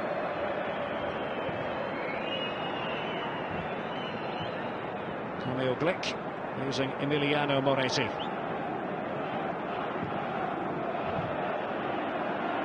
Trying to get it forward towards Medjurini. Ball coming off Raul Albiol. For Benitez, taking more notes by the look of things. No great surprise.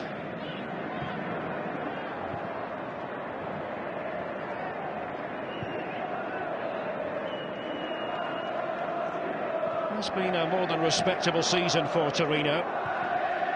Got to acknowledge that, even though things have gone the wrong way of late. Got to look at the balance of the work put in by the players and coach Gianpiero Ventura.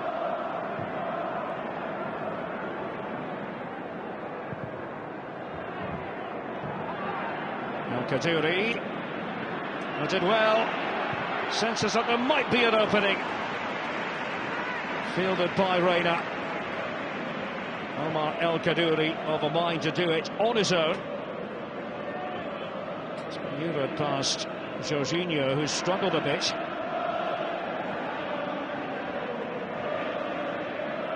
Just wonder if Jorginho's still feeling the after effects of the flu bug. Wins the free kick here, the Brazilian, taken out by Yasmin Kurtic.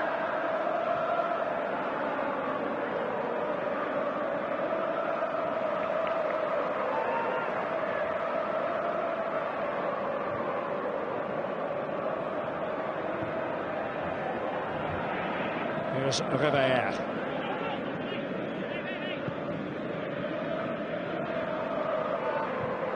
Albiol's pass.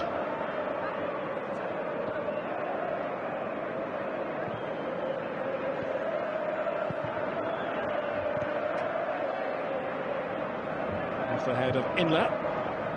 Here again, Reveille for the Vesuviani.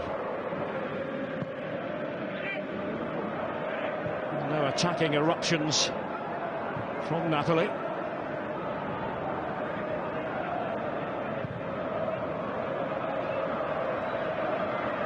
Fernandez.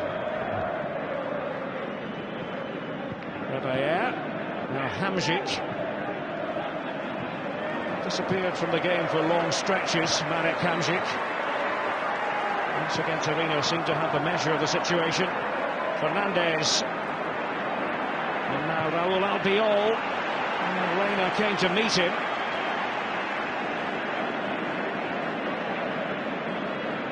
And the two Spaniards speak the same language, but there appeared to be some sort of communication breakdown.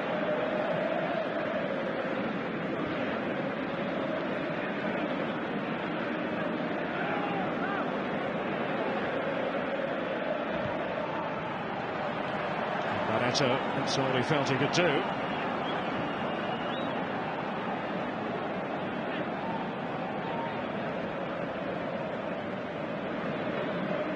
He's a man who prepares better than most. Piero Ventura, assiduous. Forced to retire from football at the age of 25. Into coaching early on, initially as part of the Sampdoria setup. Inler. Raul Albiol. Hamzik.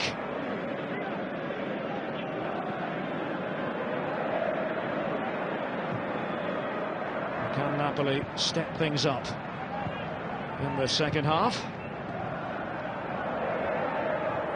Just a bit pedestrian in the first 45 from the Partenope. Albiol for Gökhan Inler, trying to push it through. Jorginho. Gulam. Kurtic over there for Torino. Little head flick on. And Marek Hamzik tried to do a bit of damage. Trapped here by Barreto. And away he goes with a shuffle and a shimmy.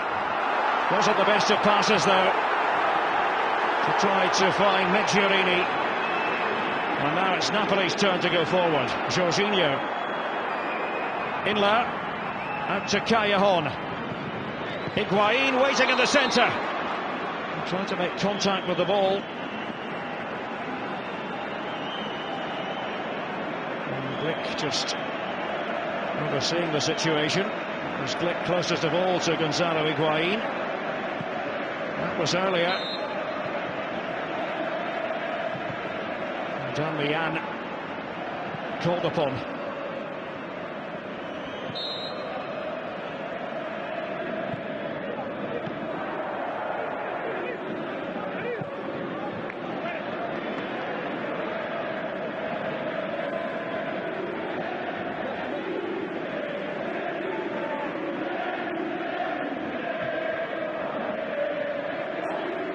Medjurini almost throwing himself at the ball.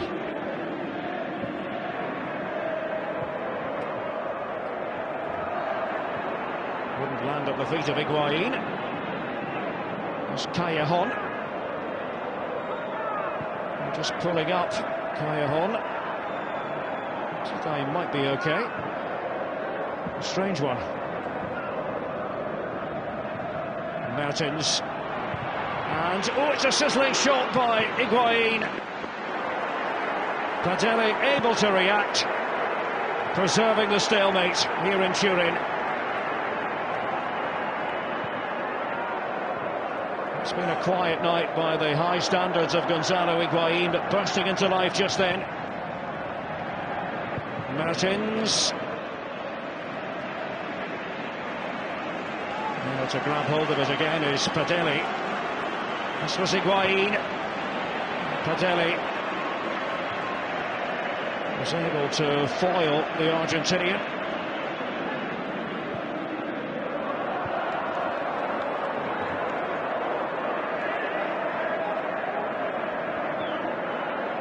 Well, we did wonder at what point change might be in the offing. Stick with the live action for now as the challenge comes in from El Kaddouri. The play rages on. Barreto.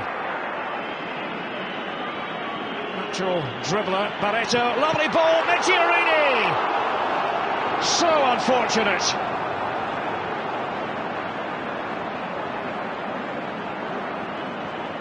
Normally reserves these two, Barreto and Meggiorini. And the shot by Riccardo Meggiorini off the base of the post.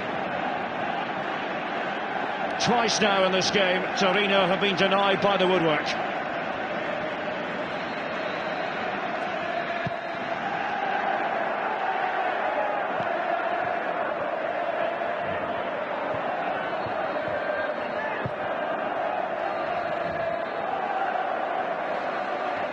Torino can take strength from the fact that they carved out that chance. And there's a horrible ball by Glick. And across the defence. Hamsik. Nearly 9 minutes into the second half. Still Torino 0, Napoli 0. Oh, Inler. And the referee is going to have to take some action here. Inler was in trouble. And a yellow card for Gökhan Inler.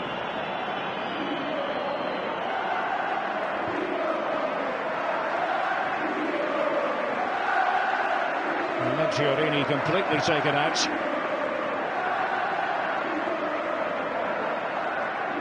Not excessive by Inler. He tried to plead his case. The referee wasn't all that interested. Ciro Immobile is ready for action.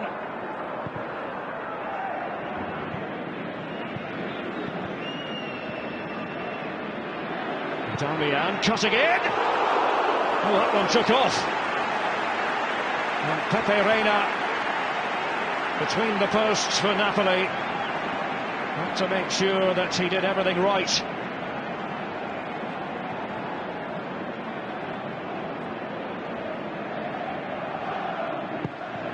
Pressure exerted by Torino. Oh, bicycle kick from Meggiorini would have been spectacular had it gone in. And they'll settle for the corner.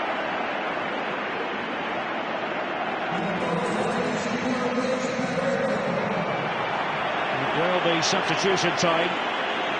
That was Reina. He's getting that left hand up. Fingertips to the ball. Barreto has put in a respectable shift. But he will now be replaced by the star man, Ciro Immobile, scorer of 13 Serie A goals this season. And Immobile inside the Napoli box now. Moretti trying to get on the end of that corner. Meggiorini couldn't find the ball. Malcolm. Napoli trouble the Torino defence. Jorginho.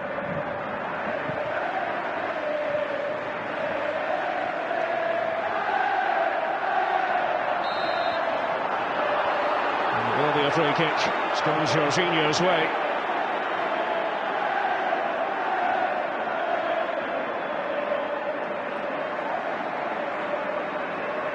And a bit clumsy.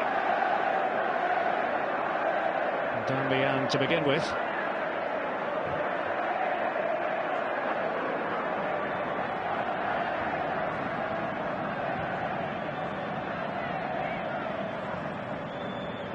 Napoli a bit fortunate still to be level. We used that word last week in connection with the victory over Roma.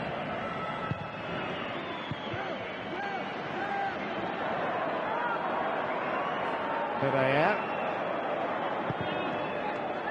Goulam, lofting it. There's Callejon.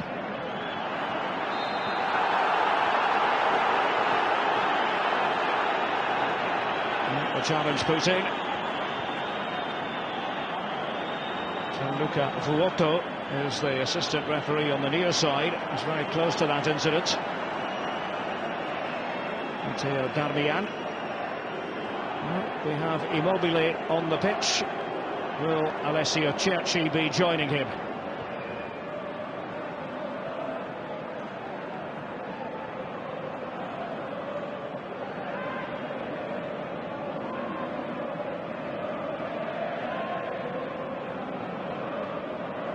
Mertens and Goulam just hovering over this free kick. Too much on it, really. Albiol was up the far post. Struck by Goulam.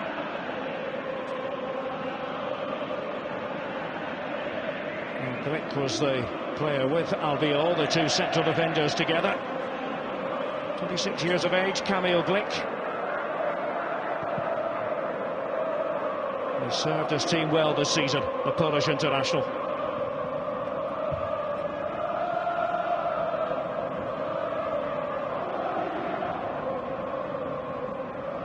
Can Ciro Immobile make the difference?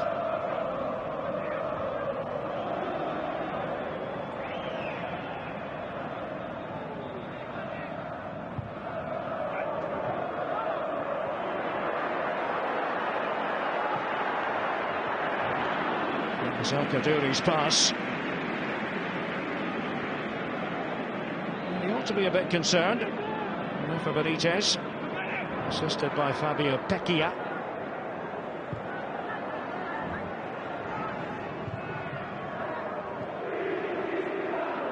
Moretti.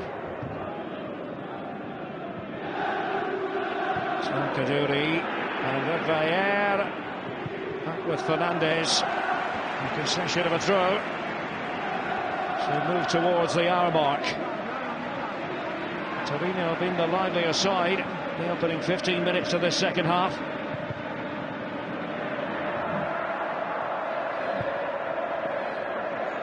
Too many Napoli players have fallen away in this game. Dries Mertens, for example, started brilliantly. Haven't seen very much at all from Mertens since the start of the second half. 0-0, 0-0. It's the first part of the Monday night doubleheader in Serie A. Immobile trying to flick it. Callejon beaten to it by the purposeful Moretti. A tidy pass from Moretti to Meggiorini. He pulled the trigger. He's met by Raul Albiol. Darmian.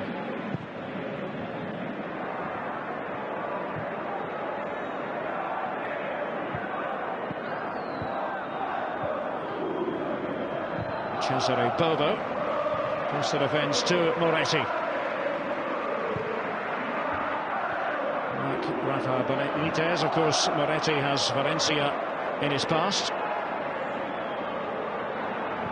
Hamsik. Goulam. Jorginho linking the play. Hamsik again. It's been neutralised by Torino. Large swathes of this match. Raul Albiol probably heard the footsteps of Immobile.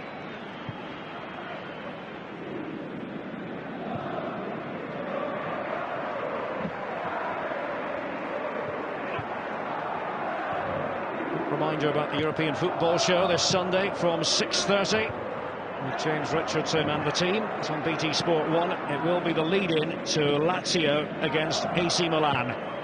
Big Sunday night contest in Serie A.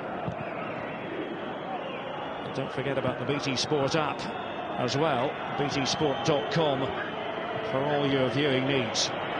Here's Gökhan Inler, trying to snap onto it, and Hamsik to his left.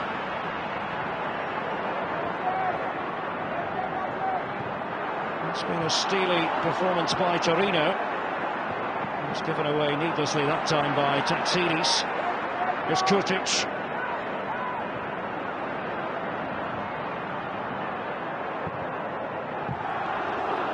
Again, Immobile was nearly away. El Kaddouri.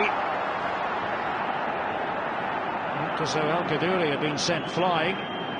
Fernandez involved in that tussle as well. Referee Daniele Doveri was right up with play. Fernandez felt he had done nothing wrong, and that was the referee's opinion as well.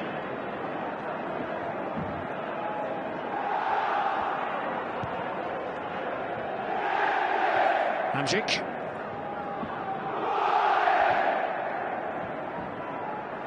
And Jorginho. Now Marek Hamsik. Higuain and Callejon. Well, the connection was anything but pure. At least it's a shot from the Napoli point of view, albeit a pretty ordinary one.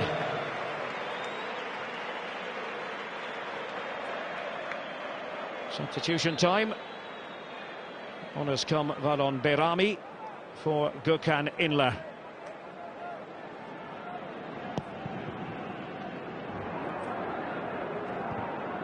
One Swiss player for another. Berami, the former West Ham United man. And the Fiorentina man.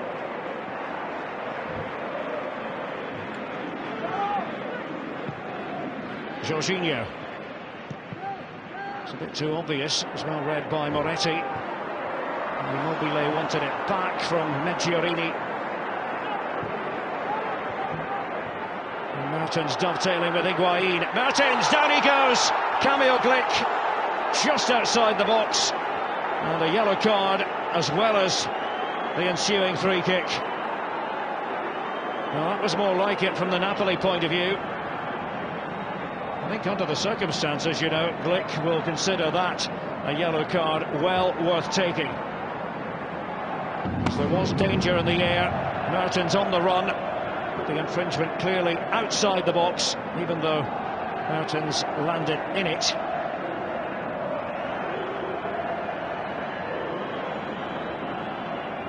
Free kick all the way, not a penalty. Now can Napoli cash in? It's been a below par Napoli display. Gonzalo Higuain not too happy about the positioning of that Torino wall. Mertens, Higuain together here. Tense moment. Higuain strikes it.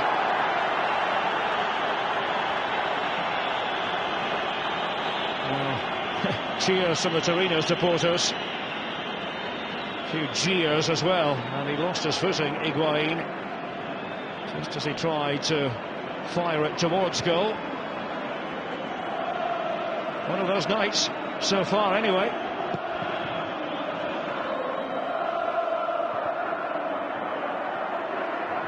Fernandez stretching his legs. Immobile playing just off his shoulder.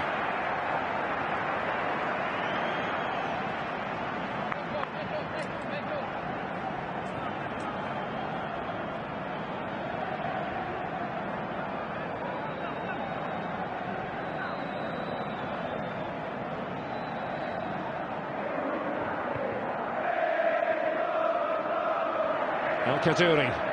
Well, it's opened up for Immobile. Fernandez was standing guard. Fernandez away again. Tried to get it up towards Higuain. They're broken up by Tatsidis. Now Bovo from the back for Torino. Tatsidis. Intricate play here. Torino. Kaddouri's pass. Immobile higher up the pitch.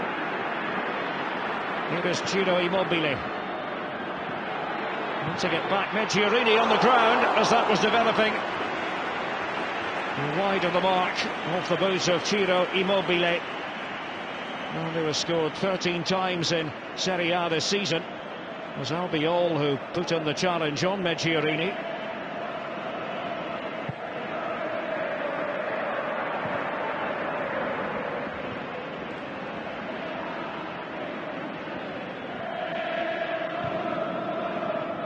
both had 6 attempts. Torino have carried the greater threat. Hamsik. Midway through the second half. Immobile. Deftly done. Kurtic. Supported over on that far side. Works its way to Tatsidis. El Kaduri. Brushed off Immobile. Kurtic. Gulam backing off. Has been Kurtic. Comes off Fauzi Gulam. And a corner to Il Toro.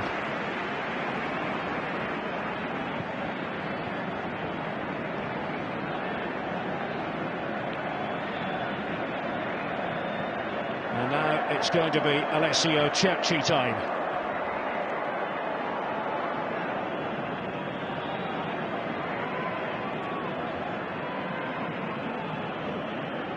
First at this corner, by the look of things.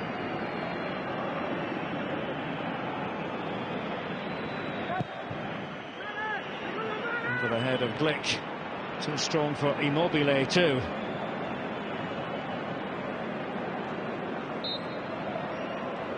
Earlier Immobile came on for Barreto. Now the change here sees Alessio Cerci come on for a man who has put in so much work up front, starting this game tonight, Riccardo Meggiorini.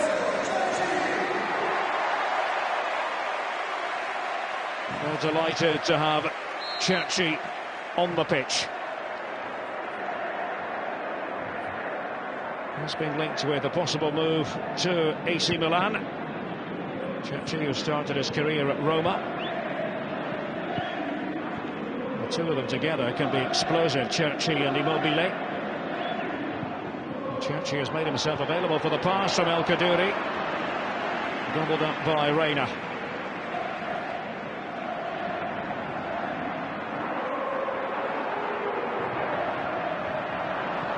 Gulam striding forwards, and Glick solving the problem. So trying to keep tabs on Higuain.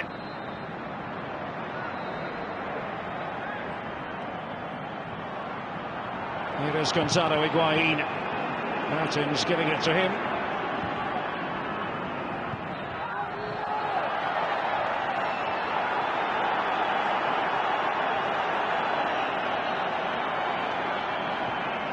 A bit of frustration creeping in.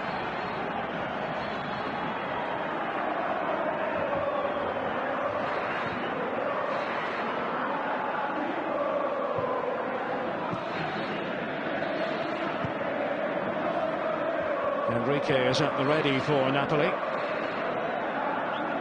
Brazilian who came off the bench in the last league game. They win over Roma.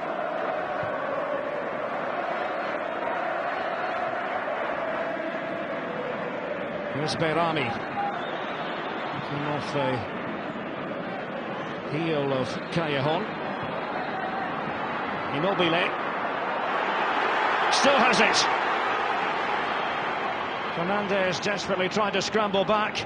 Immobile again, and Reina to the rescue for Napoli.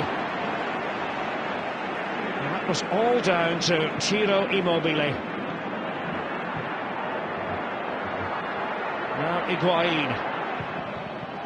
Feeding it back. Cameo Glick had the reading of it. Had a bit more than 18 minutes left for play.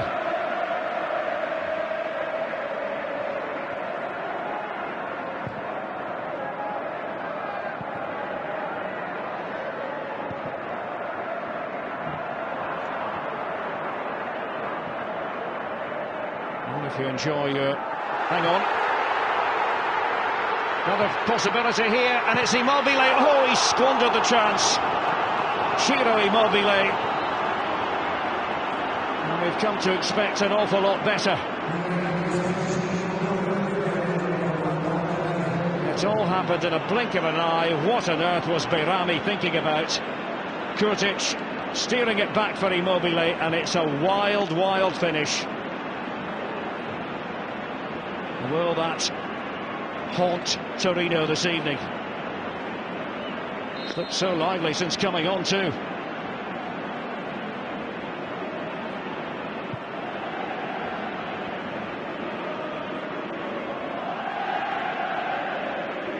I was going to say was, if you enjoy your MotoGP, don't forget that all starts on Thursday. BT Sport 2 from 3 with the Grand Prix of Qatar.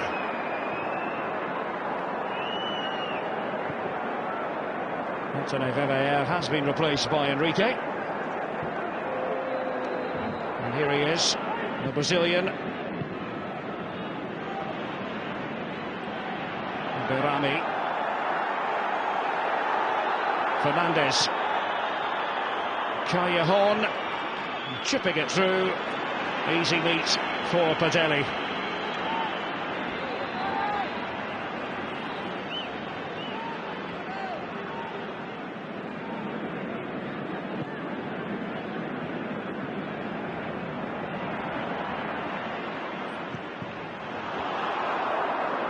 They've just got away with that and no more. Padelli managed to pick out a teammate. It worked its way to Kurtic. And what sort of pass was that? And errors creeping in more and more here. 16 minutes left. Yet to see a goal this evening. Hamsik, that was a very important take by Padelli.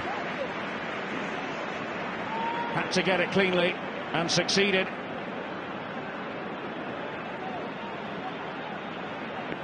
Hamsik was hoping that somebody might be able to attack the ball for Napoli. El Kaddouri. Here's Cerci. Wants to do is attacking from the flanks. It's going to be a free kick. Referee Daniele Doveri getting a bit of help from Alessandro Petrella, his assistant on the far side. Certainly had a better view of it. Spotted the contact from Goulam on Cerci.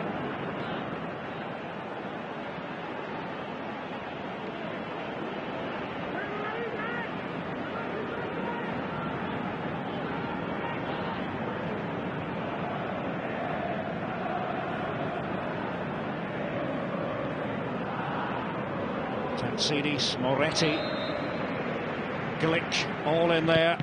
Cerci. It's Bovo following up. El Kaddouri. That was coolly done. Tatsidis had a bit of freedom off to the left.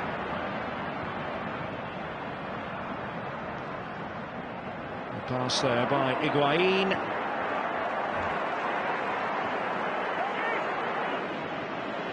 Oh, be careful, Padelli.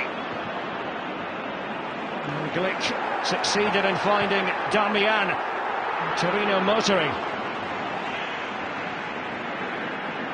That's intended for Immobile.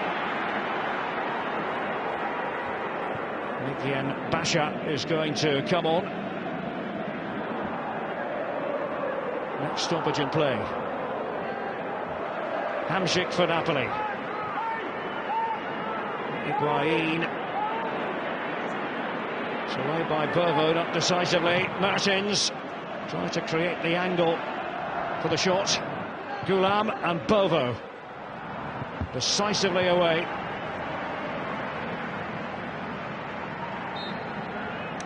Darmian saw that it was very nearly on for Immobile. Has been Kurtic, sees that his number is up. On will come Migien Basha. Shown the red card in the earlier meeting of these two in Naples back in October. 21st appearance of the season in Serie A. a Swiss-born Albanian international.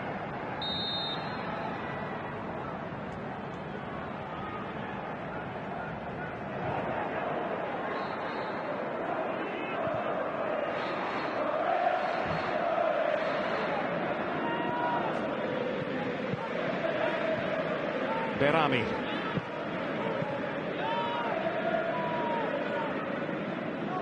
Jorginho. Varon Berami again.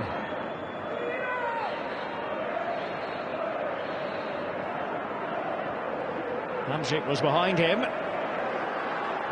Looking for a little tunnel. Jorginho. Overhit.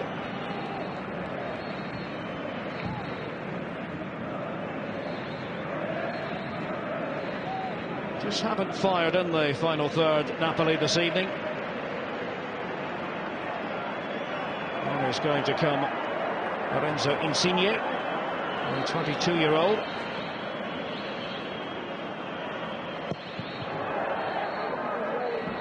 Player who spells at Foggia and Pescara, greatly assisted his development.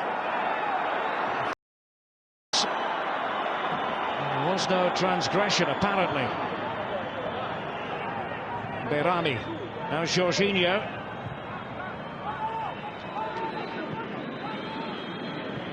Enrique, back to Marek Hamsik. Jorginho! Well, it's another shot that goes well wide. And they have got into attacking positions, and they haven't succeeded in doing that very often. They've squandered the chances, Napoli. So Insigne to come on, and Callejon will depart the scene.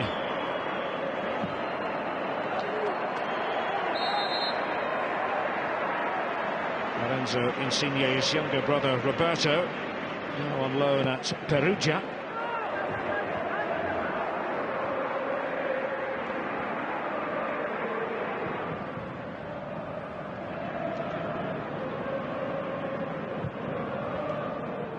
Gulam, back to Pepe Reina.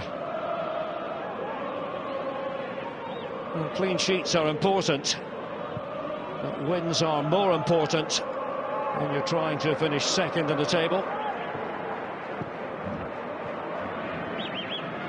The draw is not going to do too much to help the Napoli cause, especially when you consider that come full time in this game, Roma will have a couple of matches in hand, one to be played this evening. Look at the hypothetical table. Also got that game to make up against Parma. Roma, the match that was abandoned after 11 minutes a few weeks ago because of the waterlogged pitch. It'll be played in just over a fortnight. Torino in mid-table. They have slipped a bit in recent times. That's what a draw would give them. 9th place, just above Atalanta. Maksimovic just going over there, fouling Dries Mertens. Berami. Steered away by Darmian. Trying to get Immobile going again. Ciro Immobile slipping as he released the ball. Looking to find Cerci. Pasha was onto it. Beaten to it by Gulam.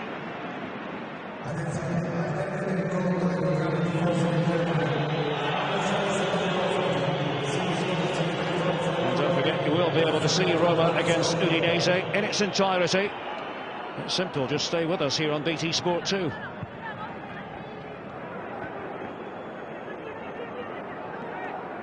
Berami. Enrique. Insigne didn't quite come off for him. Jorginho running straight into El Kaddouri. Now Cerci. And Gulam committed himself. And won that little joust.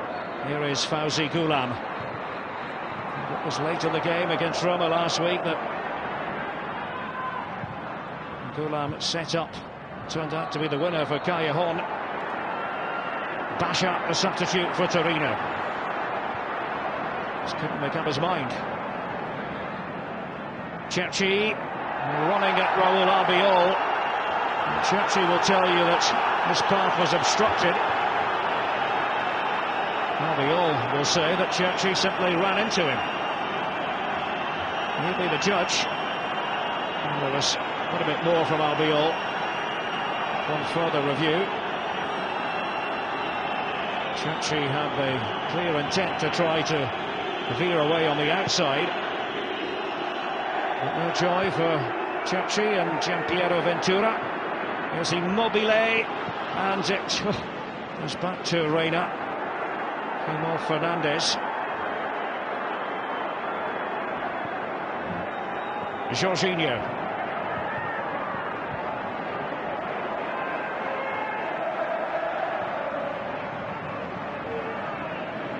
Insigne. Now it's with Enrique.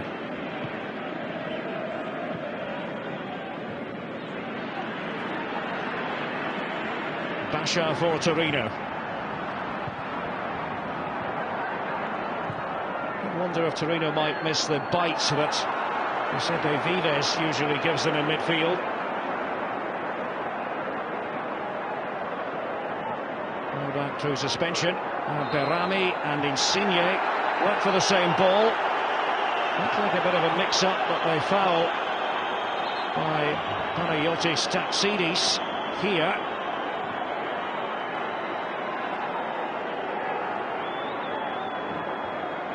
Fauzi Gulam. Basha staying with him. 6 minutes left in Turin. Mertens. And still, Dries Mertens! Spectacular stop by Daniele Padelli. And my goodness, it needed to be. Dries Mertens on the run. This is what he does. Might have been net bound. It was certainly a close run thing.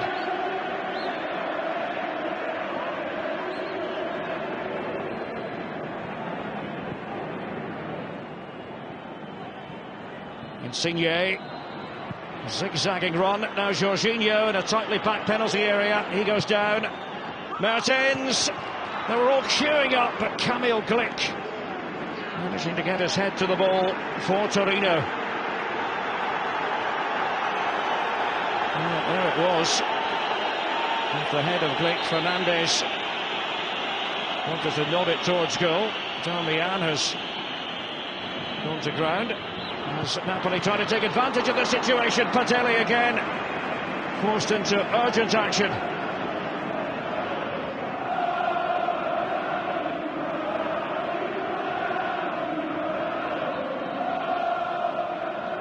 Torino 0, Napoli 0. Just signs late in this game that Napoli are beginning to catch fire. Enrique. Is going to be a goal kick. Higuain, last of all, is the latest Napoli move. Padelli doing his job.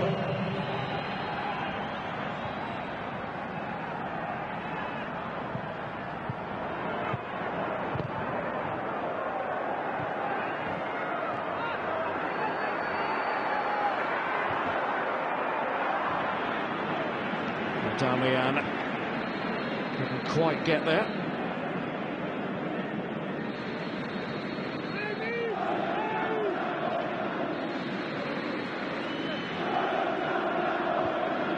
Moretti's header only as far as Berami. Comes off Emiliano Moretti. Well, 3 points. What Rafa Benitez wanted. Well, Napoli have to settle for just the one. Certainly mean advantage Roma in the race for second.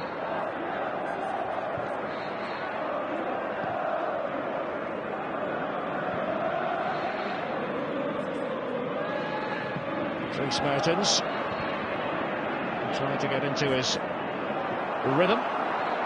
Insigne. And Jorginho. Here's Berami. Hamsik. Enrique. Insigne. Kaduri has got the touch on it, but Napoli win it back immediately.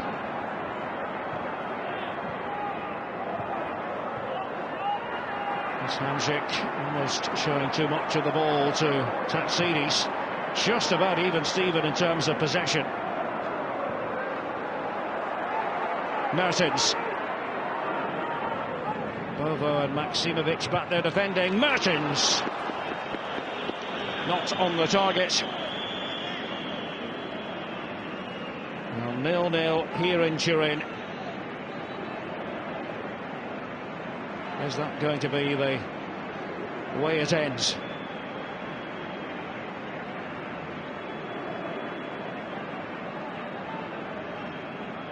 It's on Thursday. Rafa Benitez and his players will hope to outdo Porto. Keep themselves alive on the continental front. Chance to win 2 trophies and to finish second, although you'd have to put your money on Roma at the moment. Especially if Napoli lose points here. El Kaduri.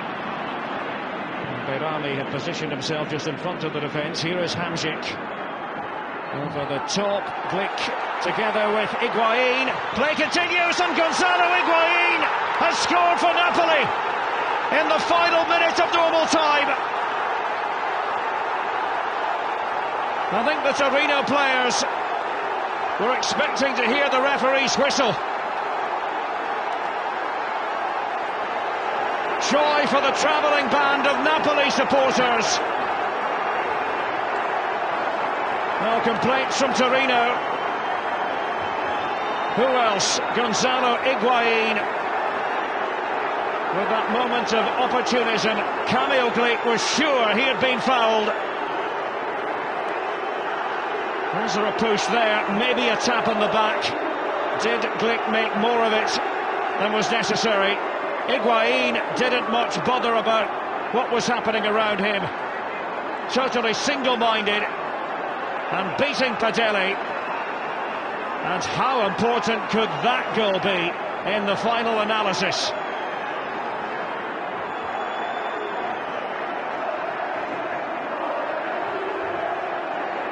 Gianpiero Ventura, I'm sure, will have plenty to say about it after the match. It's a moment of controversy.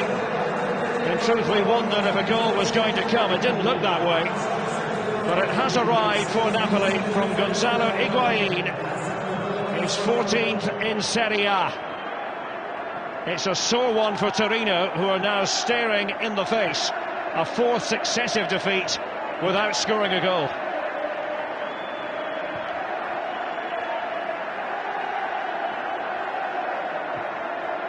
Kamil Glick, a massive part of the story.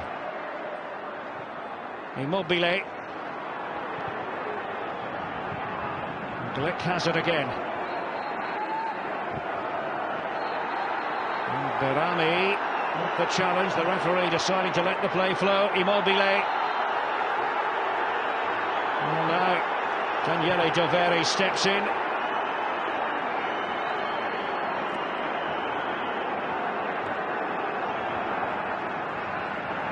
Behrami, clear intent to stop his opponent, Immobile. And Gianpiero Ventura not letting the matter rest, discussing it with Maurizio Liberti, the 4th official. And this would be cruel as far as Torino are concerned. They were to go down, but with Cerci on the side, you never know. Set piece here. Trying to get it to tip right at the end of its flight.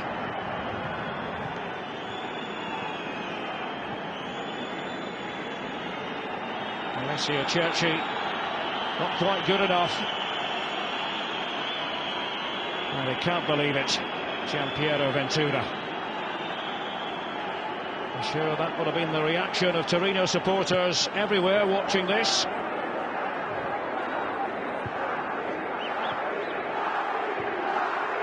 okay. Managed to find Insigne after that. Here's Higuain.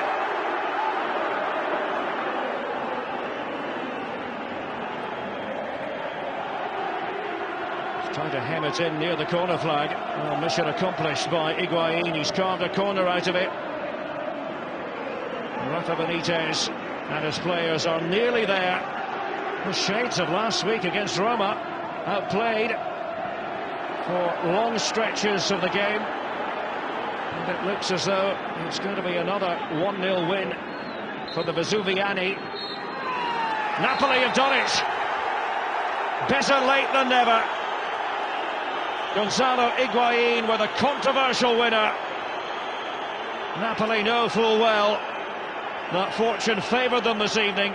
Torino were the better side for spells of the game, but delight etched on the faces of all the Napoli supporters who've made the journey up from the south. It is finished. Torino 0, Napoli 1.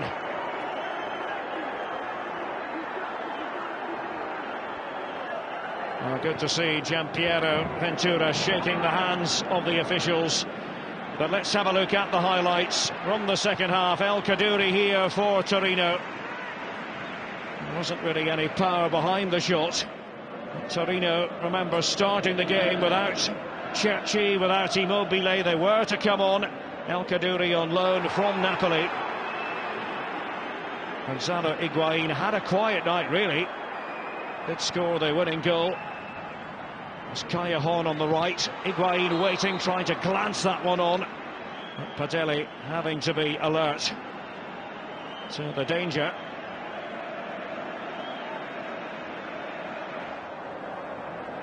Glick with the arm up anyway. Gonzalo Higuain with this shot. Bit too straight to worry Padelli. Didn't do very much wrong for most of the game, Daniele Padelli. Gonzalo Higuain trying to add to his total, which at that point stood at 13 in Serie A. Then this little spell from Torino. Barreto with an excellent piece of work. The shot by Meggiorini and off the base of the post. Barreto and Meggiorini starting the game to the exclusion of Immobile and Cerci. That was wonderful piece of craft by Barreto. And Darmian on the left, Matteo Darmian cutting in from the left, and Reina had to be on high alert. He's flinging his fingers at the ball. Pepe Reina. Top-notch goalkeeping. By now Immobile was on. Didn't really have the impact that we thought he might, as he managed to get it here off the boot of Raul Albiol. Not the accuracy he was hoping for. Then the real chance for Immobile. Ciro, dear. He knows it too. Ciro Immobile. That is the one that got away. It's the one that looms large in the story of this game now, when you think about what happened in the last minute of normal time. Skewed completely by Immobile. Padelli had a few saves to make. Napoli, to be fair, did enjoy their best spell in the last few minutes of this contest. Jorginho was able to feed Mertens, and they were all queuing up for it off the head of Kamil Glick. The Polish international in the heart of the defence. And then this moment, Glick thought he'd been fouled by Gonzalo Higuain. The goal stood after that. Just having one or two technical problems. We'll try to show you that goal again if you have just come in and are wondering what the fuss is all about. Kamil Glick thought he'd been pushed by Gonzalo Higuain. However, on the play went. And a look at the table there. 58 points for Napoli. They are level with Roma. And Roma will be in action against Udinese. That game coming up shortly. Juventus, the runaway leaders, and Torino stuck there in 10th.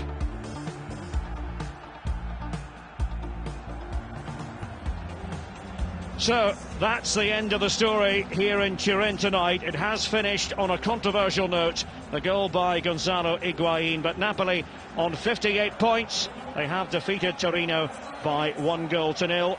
And we're going to send it over now to the capital, to the Eternal City, for the second part of our double bill, which is Roma against Udinese. Our commentary team in place. Dean Ashton is alongside Peter Drury. Peter, I'm sure you're looking forward to this second part of the double bill. We are indeed, Derek. We very much enjoyed your game, and as you rightly say, cruel for Torino, but imagine how it has been to support Roma these last 24 hours. Those supporters will have sat watching the Juventus game last night, thinking they're going to drop points, and then right at the end, Pirlo comes up with that free kick very late, and now with Napoli breathing down their necks, they will have been in contact with those events, those late dramatic events in Turin, and having expected Napoli to drop points, they find that Gonzalo Higuain comes up with that key goal, and as you rightly say, Derek, they are now level on points. That's how tight it is. So all of that has been going on in Turin. Here we are now in the capital, Rome. Dean Ashton is waiting to help us through it all. Roma against Udinese, coming right up live.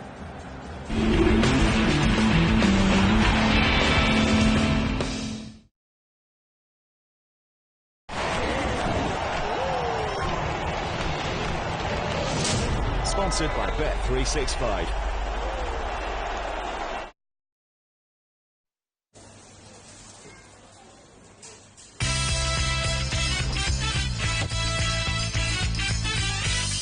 You feel that? That's Double Delight Hat-Trick Heaven. Bet on the first goal scorer, and if he scores first, you win. If he gets another, we'll